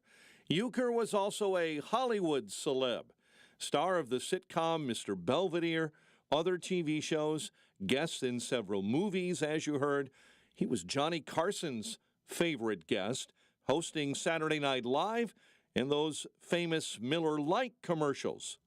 But what you may not know is that Bob Uecker is in the celebrity wing of the WWE Hall of Fame. Ultimania is over. Hey, how about getting your foot off my shoulder? Uecker making multiple appearances at WrestleMania, including that famous segment with Andre the Giant. Uecker was diagnosed with small cell lung cancer in 2023. He died in Menominee Falls, Wisconsin. In other news we're following this morning, the Illinois National Guard is set to deploy around 140 members to Washington, D.C., ahead of President-elect Donald Trump's second inauguration on Monday. A Cook County judge is being reassigned for putting a man, Constantine Belde, on GPS monitoring. Chief Judge Timothy Evans ordered that Thomas Nowinski be transferred from the Domestic Violence Division to the court's district in Rolling Meadows to hear traffic cases. Constantine Belde, according to Chicago police, stabbed his estranged wife to death back in November. Michael Madigan's corruption trial is one step closer to finishing. Attorneys for the Democrat and former Illinois House Speaker formally rested their case yesterday. Blackhawks surrender a late lead and fall to Nashville 3-2 in a shootout. Northwestern's Nick Martinelli comes through in the clutch, getting an overtime bucket with time running out. And the Wildcats with a 76-74 overtime win. Divisional round of the NFL postseason set to kick off this weekend. Chiefs and Texans, Lions and Washington on Saturday. Sunday, Eagles and Rams, Bills and Ravens. The news, a service of Balance of Nature, fruits and veggies in a capsule. Order online at balanceofnature.com. Use coupon code Chicago to save 35% as a preferred customer. Hurry, offer ends soon. A check of traffic and weather on the way next on AM 560. It's a new year, and any day now, you'll see that credit card bill for all the Christmas shopping you did. It sure would be nice to start the new year with some new cash, wouldn't it? Well, AM 560 wants to make that happen by giving you the chance to win $2,025 to start 2025. Enter for your chance to win at 560theanswer.com/cash. That's 560theanswer.com/cash. It's Dr. David Kolbaba. With cold and flu season, now is the time to ensure you're building an effective immune system. Zinc is so critical for every function of your body, especially your immune defense. And there's no better way to check your zinc levels than our zinc tally test. First, we'll test you in our offices, and then you get to take your very own zinc tally test home with you, and once a week, watch your steady progress. Can't get to our offices for your first zinc tally test? No problem. We'll ship a kit to you. It's so fast and simple to use, with quick results in just seconds, with you not having to pay for those blood tests to check for zinc deficiencies, which most of us probably are deficient. So call our Health Quest radio hotline at 800-794-1855 to order yours today. And listen to Health Quest Radio with me, Dr. David Kolbaba, this Saturday morning at 11. Call 800-794-1855. That's 800-794-1855. This is Sean Thompson. When you go on vacation, does it make sense to have somebody else pack for you? Of course not. The same can be said for your retirement. Your 401k could be packed with things you don't know about or even need. If you're close to retirement, but you don't have a plan customized to your goals, it's like kind of taking a 30-year vacation with no idea what's in the suitcase. Sounds like a stressful way to begin what should be a relaxing time. Tom Fortino at Alpha Wealth Group can help you unpack your savings and build a plan to reduce future taxes, address Social Security and health care, and a whole lot more, all with a clear, defined income strategy. Call the Alpha Wealth Group at 630-934-1855. Ask for the complimentary retirement plan. That's 630-934-1855 or online at alphawealthgroup.com. And listen to the Alpha Wealth Hour Saturday mornings at 9 a.m. right here on AM 560. Advisory services through Retirement Wealth Advisors, LLC, and SEC Registered Investment Advisor. Insurance and annuities offered through Alpha Wealth Group, licensed in Illinois. Balance of Nature Supplements. Changing the world, one life at a time. You know, I'm 80 years old. I'm a veteran. And the Reds and the Greens, I really appreciate the vegan capsules from Balance of Nature. So I can definitely tell you it's all 100% positive. It really, really works. I love the fiber and spice. I'm getting started back on the fruits and vegetables, but the fiber and spice, it's the best fiber I've ever taken in the last 20 years. It's the best gift I've ever given myself. I just feel better. I swear it's due to Balance of Nature.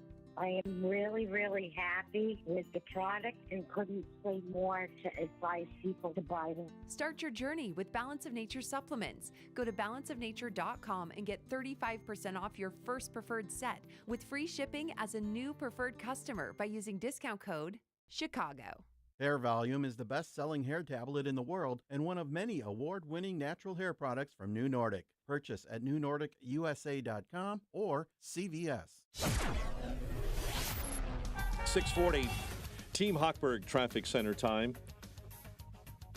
And this update is a service of Staples Stores. Your local Staples has hot deals and super low prices throughout the store on everything for your business. Right now at Staples, save up to $175 off your print order. Exclusions apply. Visit staples.com/print for details. Ends 2-1. Eden's car in the ditch and an accident inbound right at Oakton. On the Ike, an accident with 3 right lanes blocked inbound between Sacramento and Ashland. Lakeshore Drive all jammed up. Southbounders, you'll hit the delay from Montrose to right past Irving Park. 3 left lanes are blocked with an ongoing accident cleanup.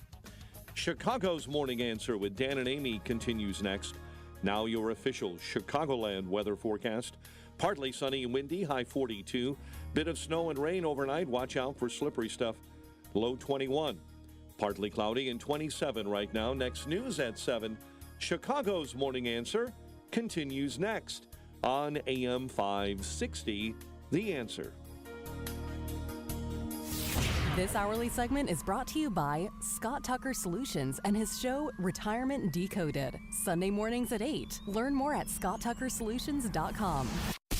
Now, from the Signature Bank Studios. Only the biggest stories, only the biggest guests, and only the biggest opinions. This is AM 560, The Answer. Top of the morning, Dan and Amy. So Monday is Inauguration Day, of course. It's also Martin Luther King Day. And as we've been talking a little bit about the lineup, the Carrie Underwoods and the Village People and so forth. Also included is a gentleman named Lorenzo Sewell. He's the senior pastor at 180 Church in Detroit. I love the name of that church, 180. Apparently he's a bit of a turnaround artist, and makes sense. Trump has had been a bit of a turnaround artist politically, and Lorenzo Sewell's also had his own personal turnaround, which he'll tell us about. Lorenzo Sewell, thanks so much for joining us. Appreciate it. I'm so Holy Ghost happy to be here. Thank you so much for having me today. So before we get to your newfound stardom, your own story coming out of East Detroit. Born and raised on the east side of Detroit, mentored by murderers, student of the streets. My dad is in prison for murder today. I became a street pharmacist. Can you believe it? Street pharmacist. That's a fun euphemism. Yeah. I became a street pharmacist in middle school because I wanted people to tell me good job even if I was doing the wrong thing. And I had a radical encounter with Jesus Christ, was never raised in the church, was never taught to believe a certain religion. I was down in Daytona Beach, literally out of my mind on ecstasy, acid, shrooms, drunk, high. I was cutting myself. Self-mutilation, can you picture it? Cutting myself on the forehead. And there was a security guard that came over to me and he asked me that critical question. Can I pray for you? Can you imagine that 18-year-old kid? You have everything on the outside, power, money, women, everything that the world tells you you have on the outside, but on the inside, you're empty, broken, lost, and he prayed for me. And I experienced then what I know now as conviction. I was convicted that drug dealing was wrong. I never felt that way before until that prayer. Then I went up to the only church I knew of, my grandmother's church. I thank God for every praying grandmother that may be listening right now. God is not giving up on your grandchildren. And my grandmother prayed for me, and I went to her church. I had a drug in my pocket that was the equivalent of fentanyl then. It was called Special K. It was a cat tranquilizer. I had it in my pocket as I was in church. And Bishop Merritt was preaching, and he asked the question, who wants to give their heart to Jesus? My driver, Michael Jessup, I'll never forget it. I looked at him and I said, I'm going down there. As I began to walk down this humongous, can you imagine this edifice, 3,000 people worshiping Jesus. I walked down the aisle crying, and he asked me, Bishop Merritt, he asked me, why are you crying? And I said, I love Jesus. I got baptized that same day. It was April 18th, 1999, but I was still a drug dealer. I went back to the guy I was dealing drugs for, and I tried to put in my 2-week resume, you see? Can you imagine it? I tried to update my LinkedIn status, right? I tried to say, I'll give you my 2 weeks. Yeah, I'm giving you my 2-week notice. You know, it doesn't go down like that in the streets, right? So I'll never forget Larry Deluge. He looked at me, and he said, what's wrong? I said, I gave my life to Jesus. And I went to walk out of his apartment. I'll never forget this day. April 18th, 1999. I thought worst case scenario, he would take my life because he had bodies under his belt. He was a murderer. I thought perhaps he would, best case scenario, he just would beat my brains out. And as I walked to that door, he said, Zoe, short for Lorenzo, Zoe, I respect you. Wow. I respect you. On Monday, I went from being a dope dealer on Friday to being a hope dealer on Monday. People thought I took a bad hit of acid. So how did you meet President Trump then? He called. His campaign called, and they reached out to me, which I thought it was a joke, because a presidential candidate hadn't come to the city of Detroit since Reagan. Wow. When there was the RNC in Detroit in 1980, before I was born. And he called, his campaign called. I thought it was a joke, and he said, we want to come and we want to listen to your community. And quite frankly, I thought someone was playing a practical joke on me until the Secret Service was there. That happened On a Monday, they approved it that same day. My name was all over the newspaper on Tuesday. You know I'm in Detroit. So you can imagine the phone calls I was receiving. You can imagine the people that were reaching out to me. And they considered me a demon because we are in a Democratic stronghold. They couldn't believe that a pastor would want to pray for a presidential candidate. They couldn't believe that a pastor would allow someone into his church like President Donald Trump. But the Bible says, whosoever will, let them come. The Bible says we all sin and we all fall short of the glory of God. So he came, and when he came, he listened. He showed himself as authentic. He asked me to pray for him. And when I prayed for him, he pulled me aside. He said, I ask pastors to pray for me all the time. They feel like they can never pray for me off the cuff. He said at the inauguration, you'll be there. And I was like, wow. And you know how it is, right? I traveled all throughout the country. I have had the privilege and the honor of preaching and praying at the RNC, just all over the country. I never thought that he would remember. And it's not a slight against him. I don't believe he was being disingenuous. As a matter of fact, I believe he's the most genuine man I've ever met in my life. And he remembered. He remembered. And now on Monday, I will be praying at the inauguration. Well, I can see why you made such an impression on him that he did remember and he selected you for the gig. But I wonder, I read that you consider yourself a lifelong Republican, or you've been a lifelong Republican. And I wonder how your congregants react to sort of your political viewpoints, number one, just generally speaking, and then number two, bringing Trump to your church. Well, as you know, Detroit voted for President Joe Biden to the tune of about 92%. Right. We're familiar with that in Chicago. Yeah. We live that life. And people thought that I lost my mind. I mean, they just like, okay, our pastor's crazy, right? He lost his mind. But we are a praying church. And the Bible, see, this is the beautiful part about the Bible. If you really believe the Bible is a political book. All throughout scriptures, prophets, priests, they always ministered to kings. All throughout scriptures, whether it's Jesus with Pontius Pilate, or Paul with King Agrippa, or Daniel with Artaxerxes, or Joseph with Pharaoh, Moses with Pharaoh, all throughout the scriptures. And if you want to go a little bit deeper in terms of theology, there would have been no need for prophets unless God wanted to speak to kings. God used prophets to create and shift policies. So the Bible is a political book. And furthermore, the Bible says we should pray first of all before you pray for anybody. The Bible tells you to pray for your leaders, meaning your political leaders. So it is a biblical, scriptural thing. I tell my congregation that the reason why I'm political is because I'm spiritual. Yeah, well said. Well, I don't know. I mean, on Monday, I think you should get at least equal billing with the Village People. I mean, this is pretty good. Hey, so just as an aside, especially with your newfound celebrity, I mean, has Eminem been by, or Berry Gordy? I'm just trying to think of all the Kid Rock, all the Detroit greats. We've had people come from. Sure, we've had people come from all over the world, and quite frankly, this is one of the reasons why we know that God has selected me to pray for such a time as this, because Dr. King, his doctorate is in theology. He shaped policies, and one of the policies he shaped, and the reason why I was at the Senate hearing yesterday for Scott Turner, is it was HUD. Dr. King, he is the reason why. We know that Kennedy, he was the one that put the HUD together, and we know that LBJ, he was the one that actually passed it. But if you look at the reasoning behind HUD, it was King's assassination. That was the reason for the legislation. So we're fighting for the rights of HUD so that the 1,000 majority black cities in America can see the dream fulfilled. Have you had a dress rehearsal for Monday's events yet? That happens tomorrow at 5 o'clock. I'm looking. I wish I could FaceTime you. I'm actually looking at I'm in the Wayburn building right now on the hill. Yeah, I'm about to get prepared for a prayer gathering, and then also Chrissy Nome, who's a good friend, her Senate hearing. So I'm actually looking at where I'll be doing the prayer. I'm looking at it right now. I'm looking right at the speaker's balcony here.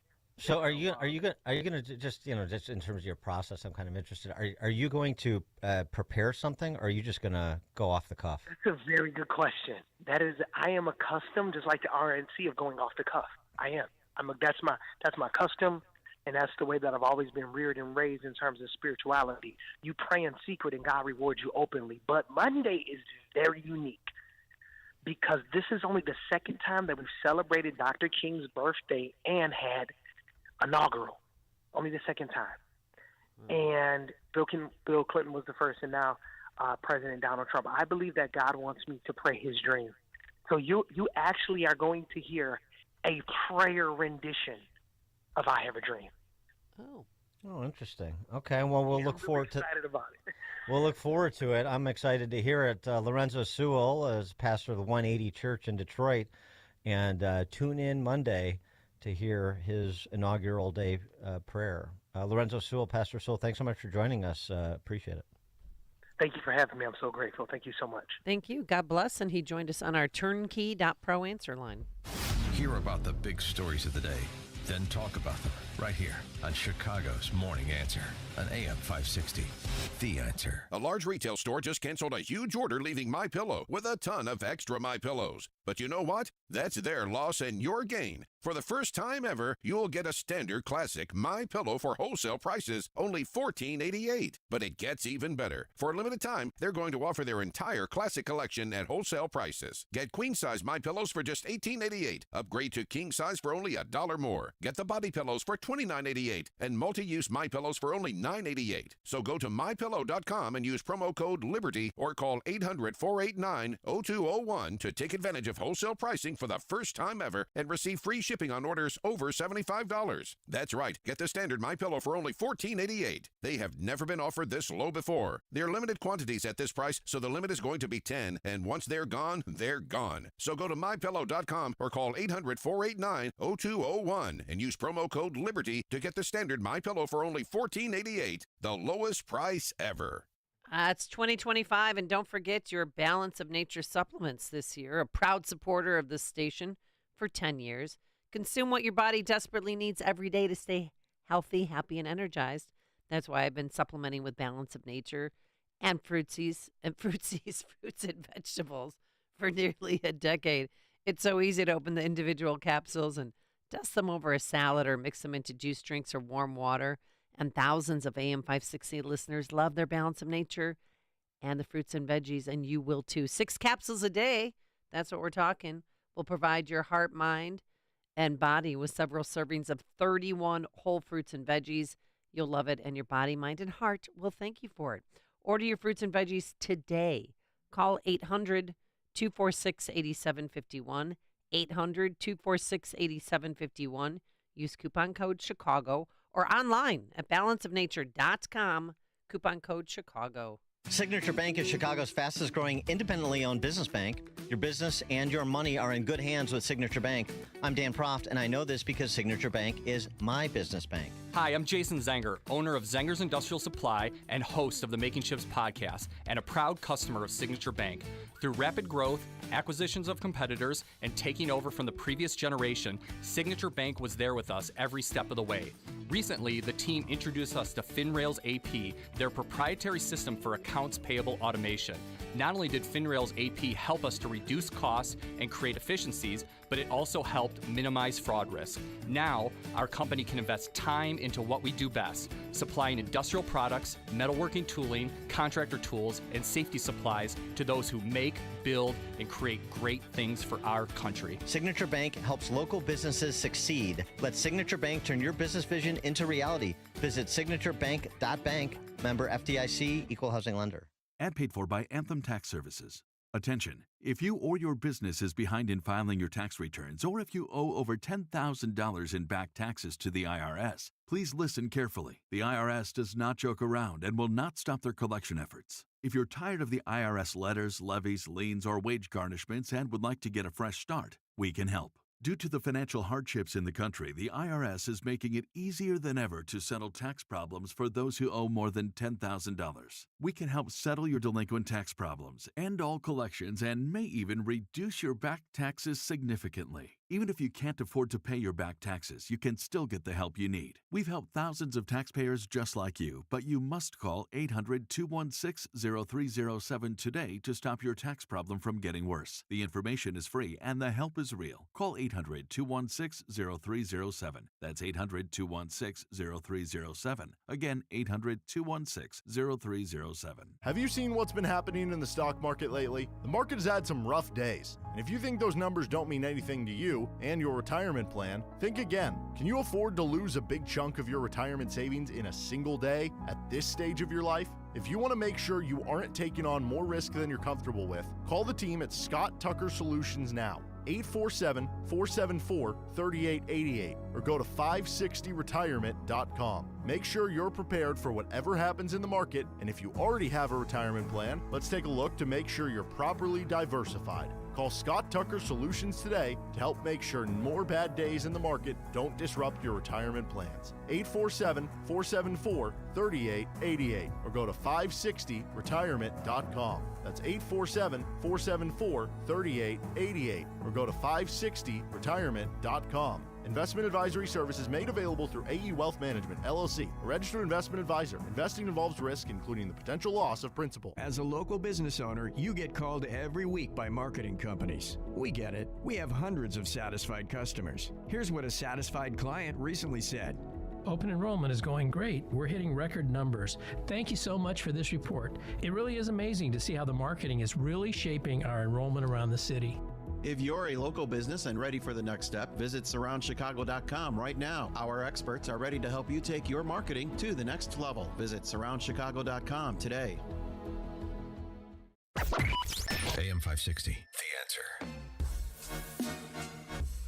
All right. Excuse me. Coming up on Chicago's Morning Answer. 7:07, we'll talk to special report host Brett Baer about how he believes Trump's cabinet nominees performed at confirmation hearings this week. That's 7:07. More will be on the hot seat today, too. But now let's head into the newsroom. Here's Mike Scott. Defense resting in the Mike Madigan corruption trial. CPD still searching for two suspects wanted in the murder of an Army veteran. Amtrak canceling Chicago area trains for next week. We'll tell you why. And the Blackhawks go down against the Predators. WIND Chicago News Time, 7 o'clock. A blue president saved red states? I'm Dave Anthony, Fox News. That's what President Biden claims for the first time 3 days before he leaves office. We've invested more in red states than blue states. Telling MSNBC. For two reasons. One, red states really screwed up in terms of the way they handle their economy and the way they handle manufacturing, the way they handle access to supply chains. He did not provide any figures to back up his claims that red states would basically be in great depressions without his administration's steady hand. That's Fox's Peter Ducey at the White House. Now, this morning, the president commuted more prison sentences, this time for nearly 2,500 nonviolent drug offenders. The president says the recipients are all serving disproportionately long sentences compared to what they would have received today under current law. With the commutations, President Biden has now issued more individual pardons and commutations than any other president in history. Fox's Jared Halpern. As he leaves office, President Biden is not going to get involved in the TikTok drama, not planning to enforce a ban Sunday on the social media app considered a national security threat but used by 170 million Americans. TikTok is yet to cut ties, as instructed by law, to its Chinese parent company. The Supreme Court may rule this morning. Pausing enforcement of the law, delaying the ban, and giving the court more time to ultimately decide this case. That's exactly what President-elect Trump is urging the court to do. He filed a brief asking the court, pause this ban, give his administration a shot at trying to negotiate a solution. Fox Business Network's Lydia Hu. Another Trump nominee goes to the Senate next hour for a confirmation hearing. Governor Kristi Noem from South Dakota for Homeland Security Secretary. No one plans to say, in part, securing our homeland is a serious sacred trust that must be relentlessly pursued and can never be taken for granted. Being safe within our borders is an American right, yet Americans feel less safe than they have in decades. Fox's Madeline Rivera. Israel's security cabinet's meeting now, considering the ceasefire deal for Gaza. Hamas agreed to that would include hostage release. America's listening to 27 degrees. At 7:02 on AM 560. The Answer. Good morning. I'm Mike Scott. The Michael Madigan corruption trial is one step closer to finishing. Here's AM 560's Jim Talamonte. Judge John Robert Blakey arguments after he holds an instruction conference with attorneys on Tuesday. Former State Rep Jeannie Ives said the judicial process for Madigan has taken a long time. Well, certainly. I mean, for him to take 4 years to come to trial, that is maddening. On Thursday, Judge Blakey denied motions for acquittal on several counts by both defendants. FBI Special Agent Ryan McDonald reported to the witness stand for the fourth time in the trial. McDonald answered questions about a video conference investigators had with Madigan's former law partner, Bud Gatzendanner. Closing arguments are expected to begin next Wednesday. In Chicago, I'm Jim Talamonte. The CHA is being ordered to pay more than $24 million in damages, all part of a lead poisoning lawsuit brought by two residents. Here's attorney Matthew Sims. And what they found was that the lead paint concentrations inside this home were excessively high, the paint was deteriorated, and there was lead dust present. The suit claims the CHA knew that apartment in Rogers Park had lead-based paint. Chicago Plan Commission on Thursday approving a $7 billion plan pushed by the Bulls and the Blackhawks to redevelop the area around the United Center. Alderman Walter Burnett of the 27th Ward says he's excited about the opportunities and revitalization. Chicago businessman is going to federal prison for bilking elderly homeowners in a reverse mortgage and home repair scheme. Mark Diamond was sentenced to 17 years behind bars. Amtrak canceling several Chicago area trains due to expected bitter cold temperatures in the forecast in the coming days. Call in, check ahead on your train. Blackhawks surrender a late lead in a 3-2 shootout loss to Nashville.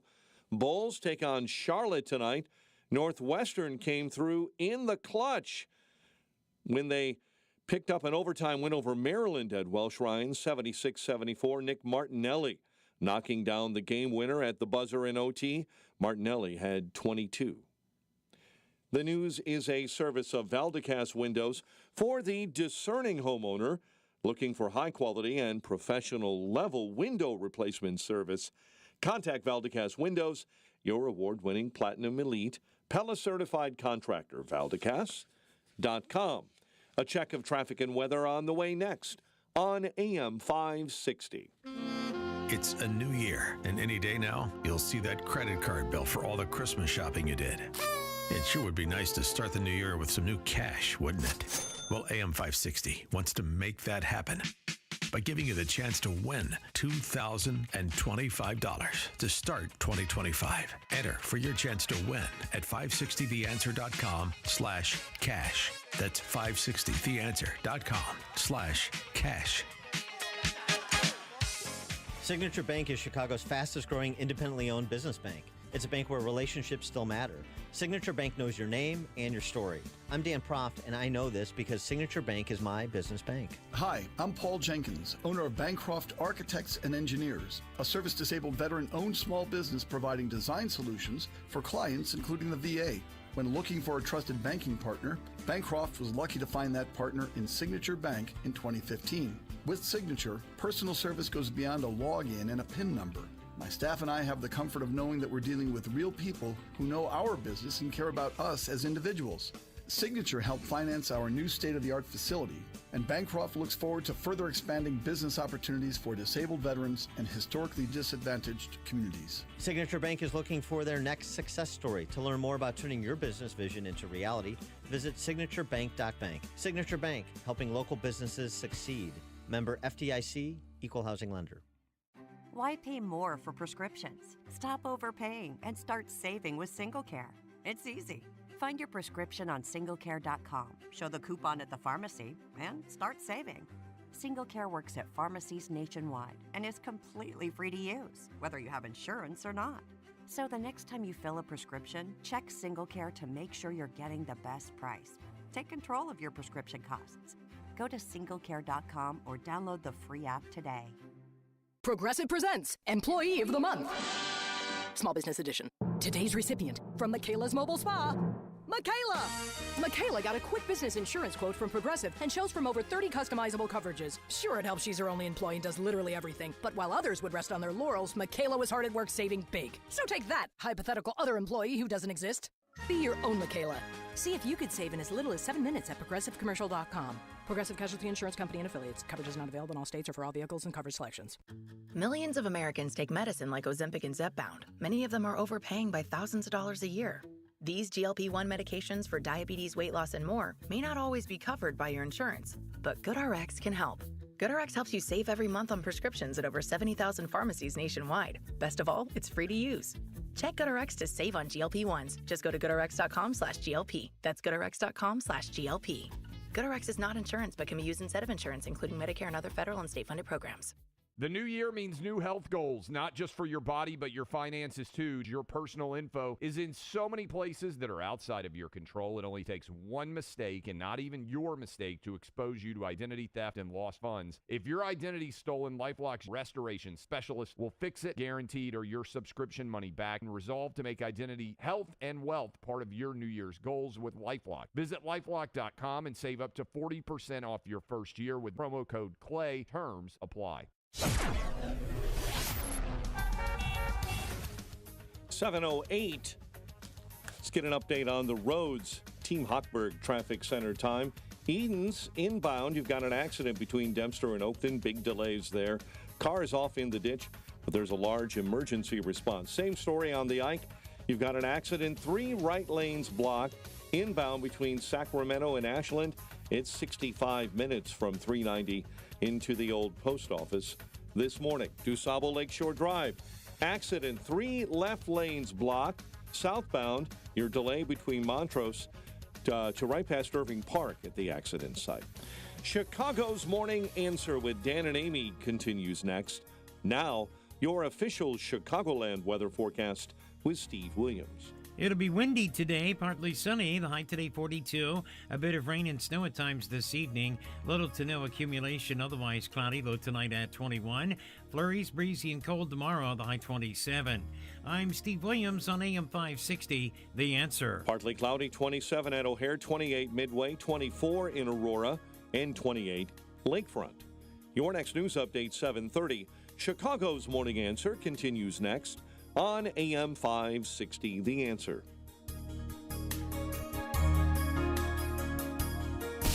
Now, from the Signature Bank Studios,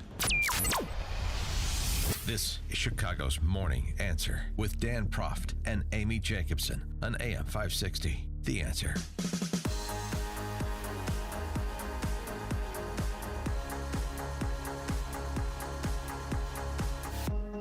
Top of the morning, Dan and Amy, talking about the confirmation hearings ongoing for various cabinet secretary nominees, including a couple we haven't talked about yet, but bear some discussion. Scott Bessent, who is the Treasury Secretary, so is going to be an important policymaker and financial advisor to the president. Oh, yeah. Bessent's a hedge fund manager. Did you know that Scott Bessent is gay, Amy? Did you know that? Yeah, he's a child, I do believe. Yes. Yeah. A lot of people don't know that. You know why? 2 children, excuse me. Mike Scott is informing me. Yes. You know why they don't know he's gay? Because Trump hates gay people. And he's going to get rid of gay marriage. That's why everyone's like, freaking out and getting married right now. Okay, the question was, do you know why most people don't know he's gay? Because he doesn't shove it down your throat? Exactly, because he doesn't answer every question with, as a member of the LGBTQIA community. He's an adult about it, just like my gay friends hate the gay pride parade. They hate all that. They're like, that just, it personifies a culture that we're not part of. So, on to the substance of his discussions with members of the Senate. This is fun. It's always fun, like Russ Vaught did the other day with Gary Peters from Michigan. It's always fun when they pants these know-nothing senators. And Scott Bessent did that to environmental goon Ron Wyden from Oregon yesterday. Now there is a big effort in the Trump administration to reverse it. I think that's going to be bad for the economy, but it is going to be damn good for China because we are in an arms race on clean energy with them. Are you going to be on the side of people who want to unravel this? Senator Wyden, just so we can frame this for everyone in the room, China will build 100 new coal plants this year. There is not a clean energy race There is an energy race. China will build 10 nuclear plants this year. That is not solar. I am in favor of more nuclear plants. And I would note that the IRA, as scored by the CBO, is wildly out of control in terms of spending on the upside. The backdoor Green New Deal that Ron Wyden is so worried about being unwound. That was a nice, crisp 45-second defenestration of Ron Wyden. And I love that formulation. It's one I'm going to borrow. We are not in a green energy race. We're in an energy race. Perfect. Perfectly done. 312-642-5600 is our turnkey.pro answer line. You can also text us on that same line. And then there was this exchange over at the confirmation hearing for Lee Zeldin, former New York Congresswoman who has been tapped for the EPA.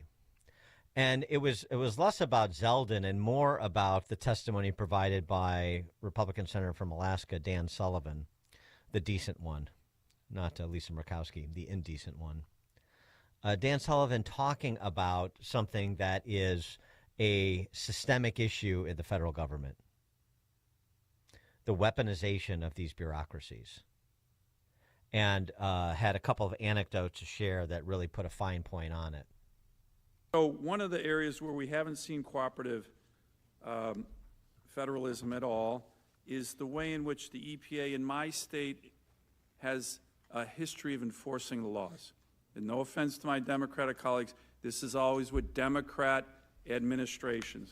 The Obama administration did what they do is they come in with giant, heavy armed agents, body armor, helicopters, like it's shocking. We had a raid on some placer miners in a place called Chicken, Alaska, under President Obama. Over 30 armed agents, body armors, to do what? Do compliance on the Clean Water Act. They didn't find one violation. They scared the hell out of the miners, okay? Then, not to be outdone, the Biden administration has done these raids on small mechanic shops in Alaska. They bring up EPA agents from all over the country, 30 armed agents kicking in doors in mechanic shops in Alaska. By the way, my state believes in the Second Amendment. Most of my state is armed. This is very dangerous because some of these agents could get shot when they're coming in. So what's happened is you don't have cooperative federalism. You have rogue EPA agents who are going to enforcement before they talk about compliance. On any of these issues, they could have gone to these mechanic shops. They could have gone to the miners saying, hey, we think you may be violating the Clean Water Act. Can you work with us? No. These guys come. They had 40 agents, all of them armed, raiding these mechanic shops. It is just an outrage. Can I get your commitment to focus on compliance rather than jumping to armed enforcement? And secondly, look, I believe in an armed citizenry. I believe in the Second Amendment. I don't believe in an armed bureaucracy. The EPA is a SWAT team. Do you believe the EPA should even have armed agents? When they go into places, they can just have the local police or local state troopers. You got these guys out of control in Alaska, and it is dangerous. And the current EPA administrator, I sent him letters on this. He didn't answer me. Someone's going to get hurt. Can I get your commitment to focus on compliance, civil compliance, as opposed to kicking in doors with body armor, assault rifles, helicopters? It's crazy, and it's really outrageous, and it happens under Democrats, not President Trump, Democrats. Senator, it is outrageous, the story that you told and Senator Murkowski shared with me as well with regards to Chicken, Alaska. It led me, as somebody who's going through this transition, to be asking questions as to how did that even get authorized, who signs off on it, what is the standards that need to be met in order to even say yes to an operation like that. And Sullivan pressed Zeldin again on whether or not he thinks that EPA should have an armed contingent of agents, and Zeldin sort of lawyerly stepped aside it, just like he did there. It was a very lawyerly answer, but I mean, he essentially was communicating, I'm going to constructively engage the agency on this and you and anybody else who's interested, which was fine for the purposes of a confirmation hearing. But the larger question that Sullivan raises is one that has bubbled up to the surface from time to time, but now's a good time to address it, particularly after we've seen these over-the-top raids, including from actual federal law enforcement like FBI, when the FBI raided the pastor's house in rural Pennsylvania, despite the fact that his attorney said he would surrender to authorities at their leisure. But no, they had to have a SEAL Team 6 raid. The SEAL Team 6 raid at Roger Stone's house, the big show they put on at Mar-a-Lago, of course.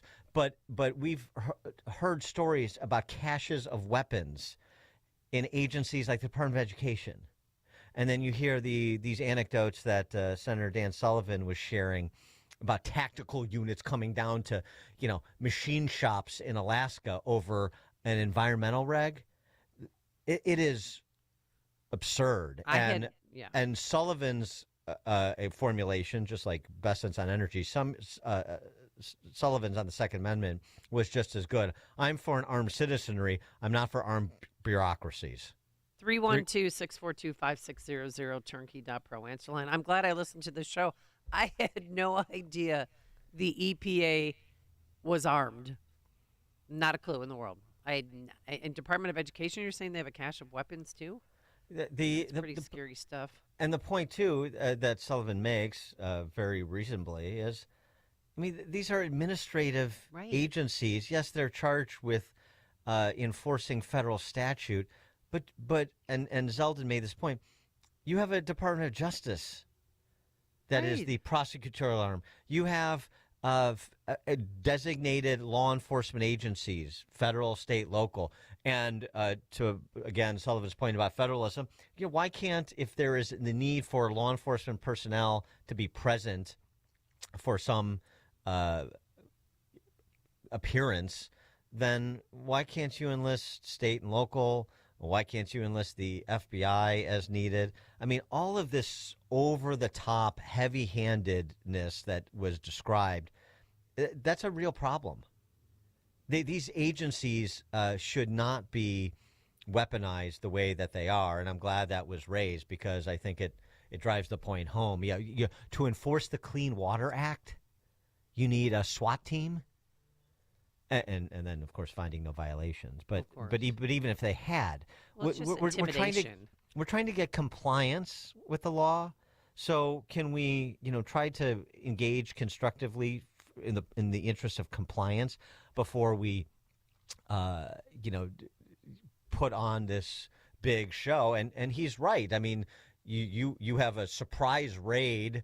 You see somebody with a sport rifle slinking around outside your house, and you're in Alaska or frankly anywhere else, and you're like, whoa, your first instinct is going to be to defend yourself. What the hell's going on? Because you certainly don't think that whatever you're doing is going to engender a response from the EPA SWAT team. Really bad. Matt, southbound, you're on Chicago's Morning Answer. Good morning, Dan and Amy. Thank you for taking my call. Excuse me, I'm on 994 making some tricky moves, but was going to mention, I hope there's a Daily Doge moment that can reflect upon some of these statements. It seems like the Senate's out of touch for some of the way they're still handling things. So that to me is my prayer for the 2025, and I can't wait for Monday. Thanks for the call, Matt. Troy in St. John, Indiana. Hey, Dan. Hey, Amy. To your point on the armed bureaucracies, I'm not sure if y'all was aware of this, but the Biden administration wanted to hire 87,000 additional IRS agents, right? Right. Yep. Yeah. Okay. Yeah. The intent was to be armed. I'm not 100% on are they armed yet, but that was the direction that they're moving in. Right. So Yeah, no, why? yeah, I mean, it's a redundant question. I know you're on the same page, but there should be no valid reason for this. Thanks for the call, Troy. Well, I mean, I know the IRS has a criminal investigation division, and that's where you have a small subset of IRS agents that I believe are armed. But kind of the same thing. Why all these redundant agencies that essentially have a compliance mission getting into the business of tactical law enforcement operations? You've got ATF, you've got FBI, you've got DOJ. Why do educrats at Department of Education or bureaucrats, middle managers at the EPA need to be armed? It's a great question. And the answer, of course, is they don't. So, policy change. Dan and Amy, Chicago's Morning Answer. You're listening to Chicago's Morning Answer with Dan Proft and Amy Jacobson on AM 560. The Answer. At Signature Bank, going the distance for business banking customers is what we do every day. We understand that business owners have a strategic mission, a drive to succeed, a plan for growth, and don't have time to wait for a bank to respond. With Signature Bank, you not only have a banking partner that has roots right here in Chicago, but our decisions are made locally too. Signature Bank knows that when you have a question or problem about your business, you want answers. You need someone who will pick up the phone or respond to your text. You need someone who is always there for you. That's Signature Bank. We are a team that wants to get to know you and your business. Want to be Signature Bank's next success story?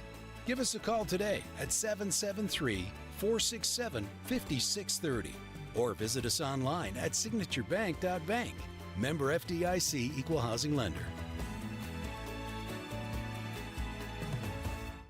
All right, all across the country, states are embracing school choice and offering vouchers to families to send students to whichever school they want, including private schools.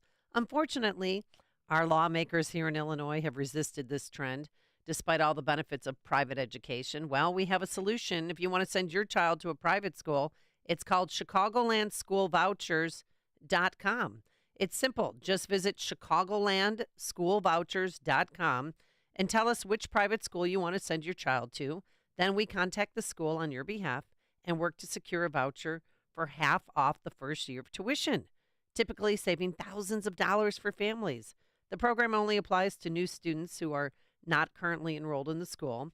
So if you've been considering sending your child to a private school and thought that it was financially out of reach, go to ChicagolandSchoolVouchers.com to learn more and start the process today. That's ChicagolandSchoolVouchers.com. Balance of Nature's fruits and veggies supplements, changing the world one life at a time. So when we saw the advertisements for this by reputable people, I told my husband, I said, well, we don't have anything to lose, so let's do it. Within a month, I could see a difference. It's really great. Y'all should let me do those commercials. Do you know how many people I have gotten to take Balance of Nature? Start your journey with Balance of Nature supplements today. Call 1-800-246-8751 or go to balanceofnature.com and sign up as a new preferred customer to get 35% off your first preferred set with free shipping and our money-back guarantee. That's 1-800-246-8751. Don't wait. Now's the time to take action. Go to balanceofnature.com or call 1-800-246-8751 and get this special offer by using discount code CHICAGO.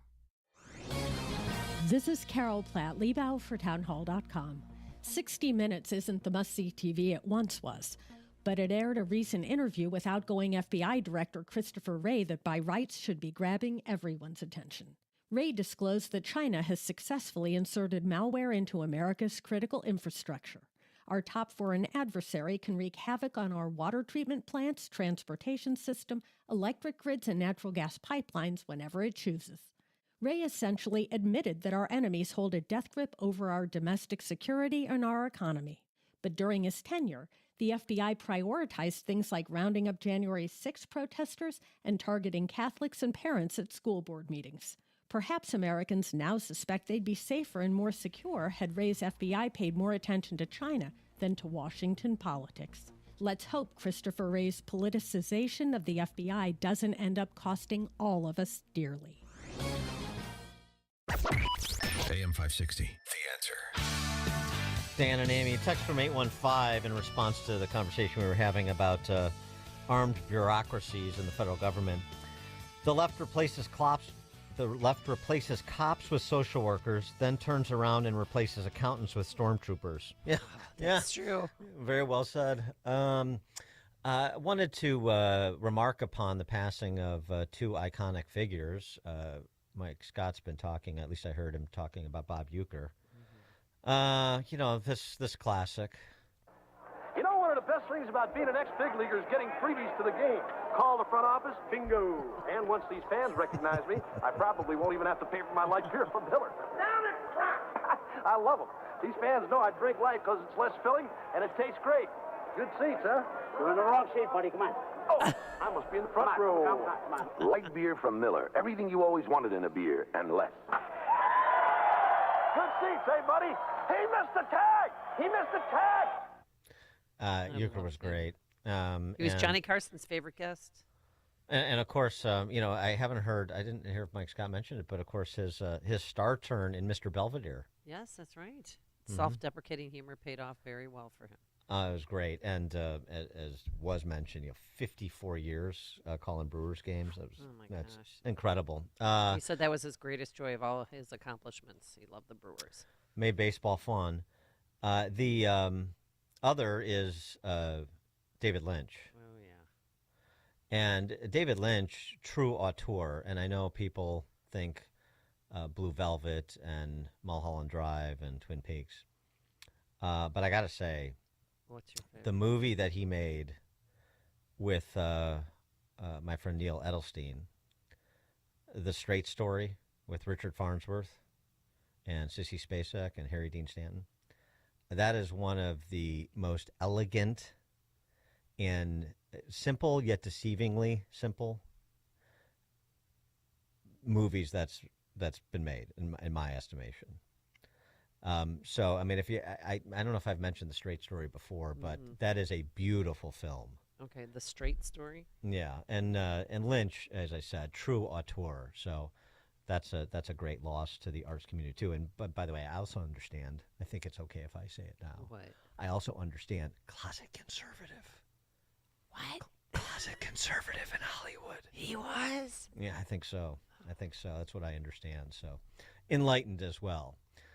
All right, coming up at 7:37, Jamal Green has, with former mayoral candidate in Chicago, you may recall, he's taking a different tone with respect to Trump 2.0. Very interesting. I wonder what it means, for example, for some of the younger voters in Chicago who were intrigued by Green's candidacy. I wonder if that means they're more open-minded the second time around as well. We'll talk to him about it, 7:37. He's had a change of heart. But now let's head into the newsroom. Here is Mike Scott. Good morning, Mike. If you'd like to read a heartfelt, and I do mean heartfelt, tribute to David Lynch, go to Kyle McLaughlin's sites that he's posted on. Just loved that man and had so much respect and pulled McLaughlin right out of Hollywood, I Don't Know You, to stardom in his early movies and then in Twin Peaks. So Kyle McLaughlin, worth a read. You get some insight into David Lynch. Very good. Firefighters are still working to control two massive blazes burning in the L.A. area, the Eaton Fire and the Palisades Fire, but the winds that ended up being not as strong, helpful to Los Angeles County Sheriff Captain Andrew Cruz. I am pleased to report that no new evacuations have been carried out following yesterday's red flag warning.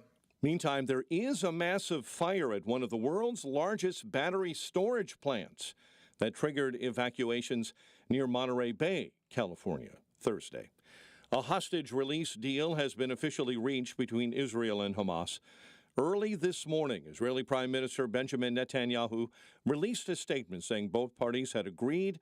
The president-elect's nominee for ambassador to Israel, Mike Huckabee, doesn't trust Hamas to hold up their end of the bargain. The only assurance is that we can expect Hamas to break the deal at some point. Israel not only has every right, but when they do go back in and fully eradicate Hamas, which they have to do, they'll have the full support of the United States when Donald Trump is president. Families of hostages have been informed. The U.S. Supreme Court will release at least one opinion today, and in doing so could decide the fate of TikTok beginning at 9 a.m. Central Time this morning. The Mike Madigan corruption trial is one step closer to finishing. Attorneys for the Democrat and former Illinois House Speaker formally rested their case yesterday. There was a brief rebuttal from prosecutors who then also rested jurors back next Wednesday. The CHA being ordered to pay more than $24 million in damages, part of a lead poisoning lawsuit brought by two residents. The Chicago Plan Commission Thursday approved a $7 billion revitalization plan to develop areas around the United Center that are now parking lots. Walter Burnett, the alderman of the 27th Ward, is excited about the job opportunities and the expansion of what he calls affordable housing. Chicago police are still looking for two suspects wanted in the murder of an Army vet in Little Village more than 2 years ago. Jason Benitez was shot and killed while walking his dog in November of 2022. And Bears rookie quarterback Caleb Williams has a little egg on his face this morning. He's apparently been forced to change his phone number after he was reportedly catfished. He said he got a text message from someone who claimed to be Lions offensive coordinator Ben Johnson, who's in the running for Bears head coach, and then from there was scammed just a little bit. Blackhawks surrendered a late lead in a 3-2 shootout loss to the Nashville Predators. They host the Golden Knights tomorrow night. Northwestern comes through in the clutch. An overtime buzzer-beating win over Maryland at Welsh Ryan 76-74. DePaul is at Georgetown later tonight. The news service of Valdecast Windows for the discerning homeowner looking for high-quality and professional-level window replacement service. Contact Valdecast Windows, your award-winning Platinum Elite Pella certified contractor, Valdecast.com. A check of traffic and weather on the way next on AM 560. Mike Gallagher is honest with himself. I hate how much I enjoyed watching Kamala Harris certify her own defeat. I'm not proud of myself. My wife used to say, Gallagher, you are a little man. And I am. I'm just petty. I'm petty and maybe mean-spirited. The Mike Gallagher Show, weekdays at 9, right before Dennis Prager at 11 on AM 560. The Answer. Balance of Nature's fruits and veggies supplements, changing the world one life at a time. So when we saw the advertisements for this by reputable people, I told my husband, I said, well, we don't have anything to lose, so let's do it. Within a month, I could see a difference. It's really great. Y'all should let me do those commercials. Do you know how many people I have gotten to take Balance of Nature? Start your journey with Balance of Nature supplements today. Call 1-800-246-8751 or go to balanceofnature.com and sign up as a new preferred customer to get 35% off your first preferred set with free shipping and our money-back guarantee. That's 1-800-246-8751. Don't wait. Now's the time to take action. Go to balanceofnature.com or call 1-800-246-8751 and get this special offer by using discount code Chicago. For over 100 years, St. Andrew's Lutheran School in the heart of Park Ridge has been dedicated to education excellence, spiritual growth, and service to the community. Parents continue to express their gratitude to the school for all it has to offer their children. My second child just graduated from St. Andrew's Lutheran School in Park Ridge. Not only did both place into advanced classes in high school, but St. Andrew's teachers have enabled me to achieve my most important goal as a parent, to be confident that they know their Savior and that they'll be with me in heaven someday. From kindergarten 1 through 8th grade, your child will learn in a Christ-centered, individualized, nurturing environment. Take a tour, visit with faculty, and register for the upcoming school year on Sunday, January 26th from noon to 2. For details, visit St. Andrew's Lutheran School in Park Ridge online at standrewspr.org. Provide your child with the gift of a Christ-centered St. Andrews education. Find out more today at standrewspr.org. Hair Volume is the best-selling hair tablet in the world and one of many award-winning natural hair products from New Nordic. Purchase at newnordicusa.com or CVS. 7:37 Team Hochberg Traffic Center time. On the Kennedy inbound, solid traffic due to an earlier accident on the west end on the inbound side between I-190 and Cumberland. Ike outbound jammed up Laramie to Des Plaines Avenue. Stevenson outbound this morning. Got a headache. Chinatown feeder all the way to the Dan Ryan slow and go. Dan Ryan inbound stop and go traffic due to an accident on the right-hand shoulder inbound at 31st. Traffic, a service of Fox Valley Coins. Currently buying all gold and silver bars, coins, silver dollars, rare date, proof, and min sets. Visit foxvalleycoins.com. Chicago's Morning Answer with Dan and Amy continues next. Now your official Chicagoland weather forecast. Partly sunny and windy, high 42. Snow and rain overnight, low 21. Partly cloudy and 28 right now. Next news at 8. Chicago's Morning Answer continues next on AM 560, The Answer.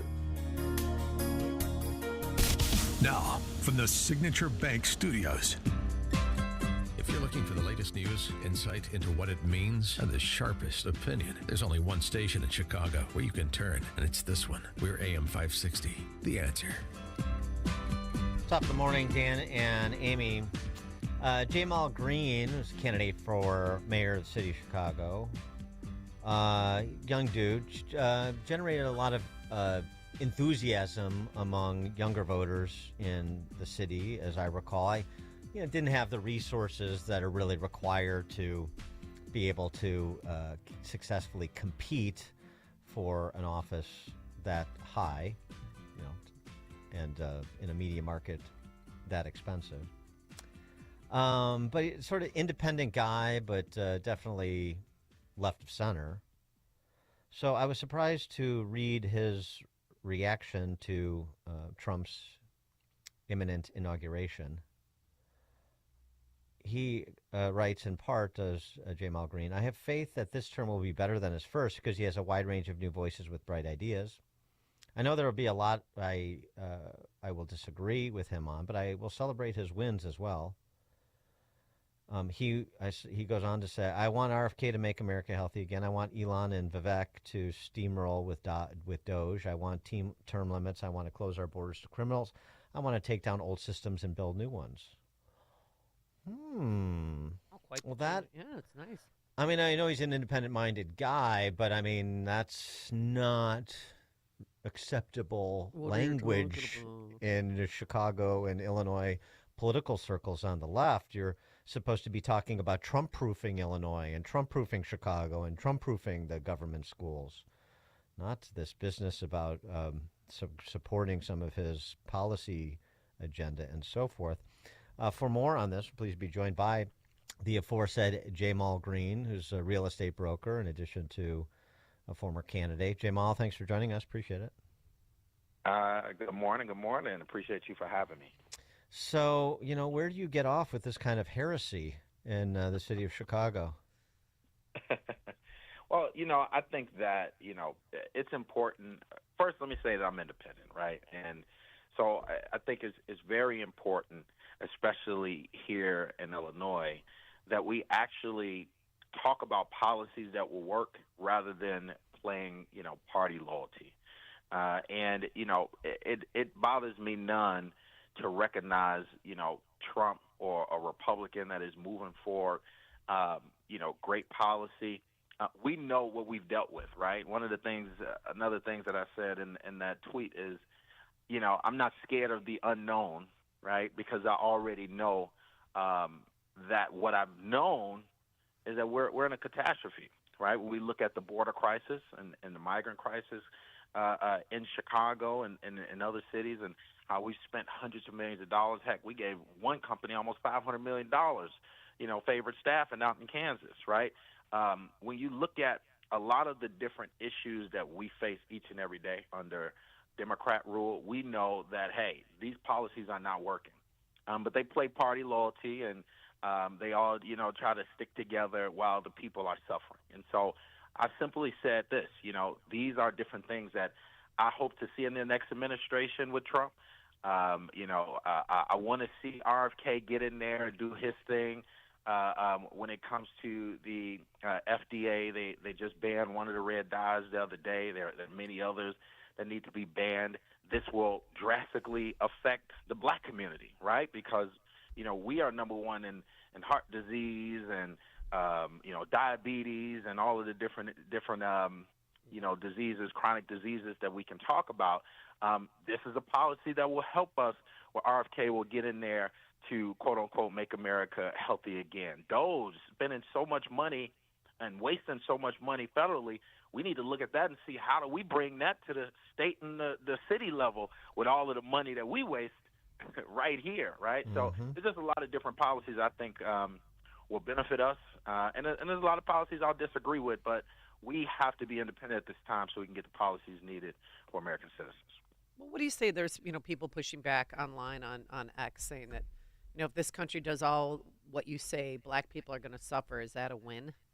What's your response? Yeah, I mean, that's so insane to me when they talk about black people suffering, because just like I said, we can look at all of the different. If I go through every stat with you in this country, whether it's health stats that I just talked about, whether it's literacy stats, and education, whether it is, violence. I mean, I can go all the way down the line to show that, hey, obviously, whatever anybody's been doing, it ain't working, right? Home ownership stats, we lost in home ownership, the wealth gap. So there's literally no department I can point to show that, black people are thriving. So the black people who say, oh, if Trump do this, black people, let's be serious here. We are already in a state of emergency in the black communities throughout this country.